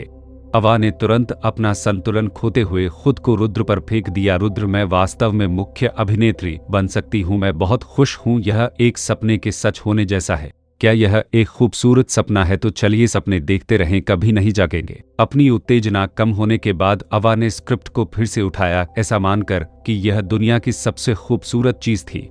रुद्र ने एक कप चाय बनाई और एक सिगार जलाया। फिल्म को लेकर फिल्म कंपनियां बड़े सितारों की तलाश केवल उनके अभिनय कौशल के कारण नहीं करती, जो कि इसका केवल एक छोटा सा हिस्सा है। इसका मुख्य कारण लोगों को सिनेमाघरों में आकर्षित करने के लिए अपनी प्रसिद्धि का उपयोग करना है। जैसे बाद के समय में निर्देशक लोकप्रिय अभिनेताओं का चयन करेंगे, भले ही उन्हें पता हो कि कुछ अभिनेताओं का अभिनय कौशल खराब है। अगर उनके पास लोकप्रियता है तो वे दर्शकों को आकर्षित कर सकते हैं। प्रत्येक फिल्म के प्रीमियर से पहले व्यापक प्रचार प्रयास किए जाते हैं, जिसमें अक्सर फिल्म के बजट का एक महत्वपूर्ण हिस्सा खर्च होता है, कभी-कभी तो उत्पादन लागत से भी अधिक। लक्ष्य लोगों को टिकट खरीदने और सिनेमा में प्रवेश करने के लिए प्रेरित करना है। भविष्य में उन्हें अपनी फिल्म का प्रचार कैसे करना चाहिए? पारंपरिक प्रचार के तरीके निस्संदेह महंगे हैं। रुद्र ने अपने दिमाग में आधुनिक प्रचार रणनीतियों की खोज की। उन्हें उपयोग के लिए कोई रणनीति मिलने की उम्मीद थी। जॉन, क्या इस फिल्म में कोई थीम गीत है? अवा ने अचानक पूछा। एक थीम गीत? हाँ, गॉन विद द विंड के थीम गीत माई ओन ट्रू लव की तरह मुझे यह बिल्कुल पसंद है। कभी-कभी थीम गीत फिल्म से भी अधिक प्रसिद्ध हो जाता है। रुद्र के मन में अचानक प्रेरणा की एक किरण कौंध गई। का फिल्म साउंड ट्रैक? यदि वे एक फिल्म साउंड ट्रैक बना सकते हैं, इसे रेडियो पर चला सकते हैं और फिल्म का नाम बताए बिना इसे फिल्म के साउंड ट्रैक के रूप में प्रचारित कर सकते हैं, तो लोग निश्चित रूप से उत्सुक होंगे। जब तक फिल्म रिलीज होगी, गाने के प्रचार के साथ इसका प्रभाव संभवतः पैसा खर्च करने से भी अधिक हो जाएगा। लेकिन उसे कौन सा गाना इस्तेमाल करना चाहिए? क्या कंपनी के संगीत विभाग ने एक लिखा है? वो लोग शायद एक हिट गाना नहीं लिख सके। बाद के समय से कोई क्लासिक क्यों न चुने? रुद्र की याददाश्त बहुत अच्छी थी। उन्हें गाने सुनना, खासकर पुराने क्लासिक गाने सुनना और गाड़ी चलाते समय उन्हें लूप पर बजाना पसंद था। उसे अचानक एक गाना याद आया और उसने अपनी आंखें बंद कर लीं और धीरे से गुनगुनाने लगा। रुद्र की आवाज कुछ गहरी थी और उसकी गायन क्षमता सर्वोत्तम कराओके स्तर पर थी, लेकिन उसके गायन ने तुरंत अवा को मोहित कर लिया। यह मधुर स्वर कुछ ऐसा था जो उसने पहले कभी नहीं सुना था। उन्होंने सिर्फ एक कविता के बाद गाना बंद कर दिया और अवा की ओर देखा, जो आश्चर्य से भर गई। यह एक गाना है जिसे मैंने पहले बनाया था, जो एक अंग्रेजी लोक गीत पर आधारित था। आप क्या सोचते हैं? एवा गार्डनर ने आश्चर्य से अपना मुंह ढक लिया। ओह माय रुद्र, तुम गाने भी बना सकते हो और वे बहुत सुंदर हैं। यह गाना बिल्कुल अद्भुत है। मैं केवल कुछ पंक्तियों से गहराई से आकर्षित हुआ। एवा गार्डनर रुद्र के पास गई। उसकी आंखें प्रशंसा से भर गई। उसने धीरे से उस आदमी का चेहरा पकड़ लिया और धीरे से कहा, रुद्र, तुम सबसे प्रतिभाशाली व्यक्ति हो जिसे मैं कभी मिली हूँ। 0051 अध्याय 5151 ईस्टवुड एक्सिट टीरमल का प्रारंभ।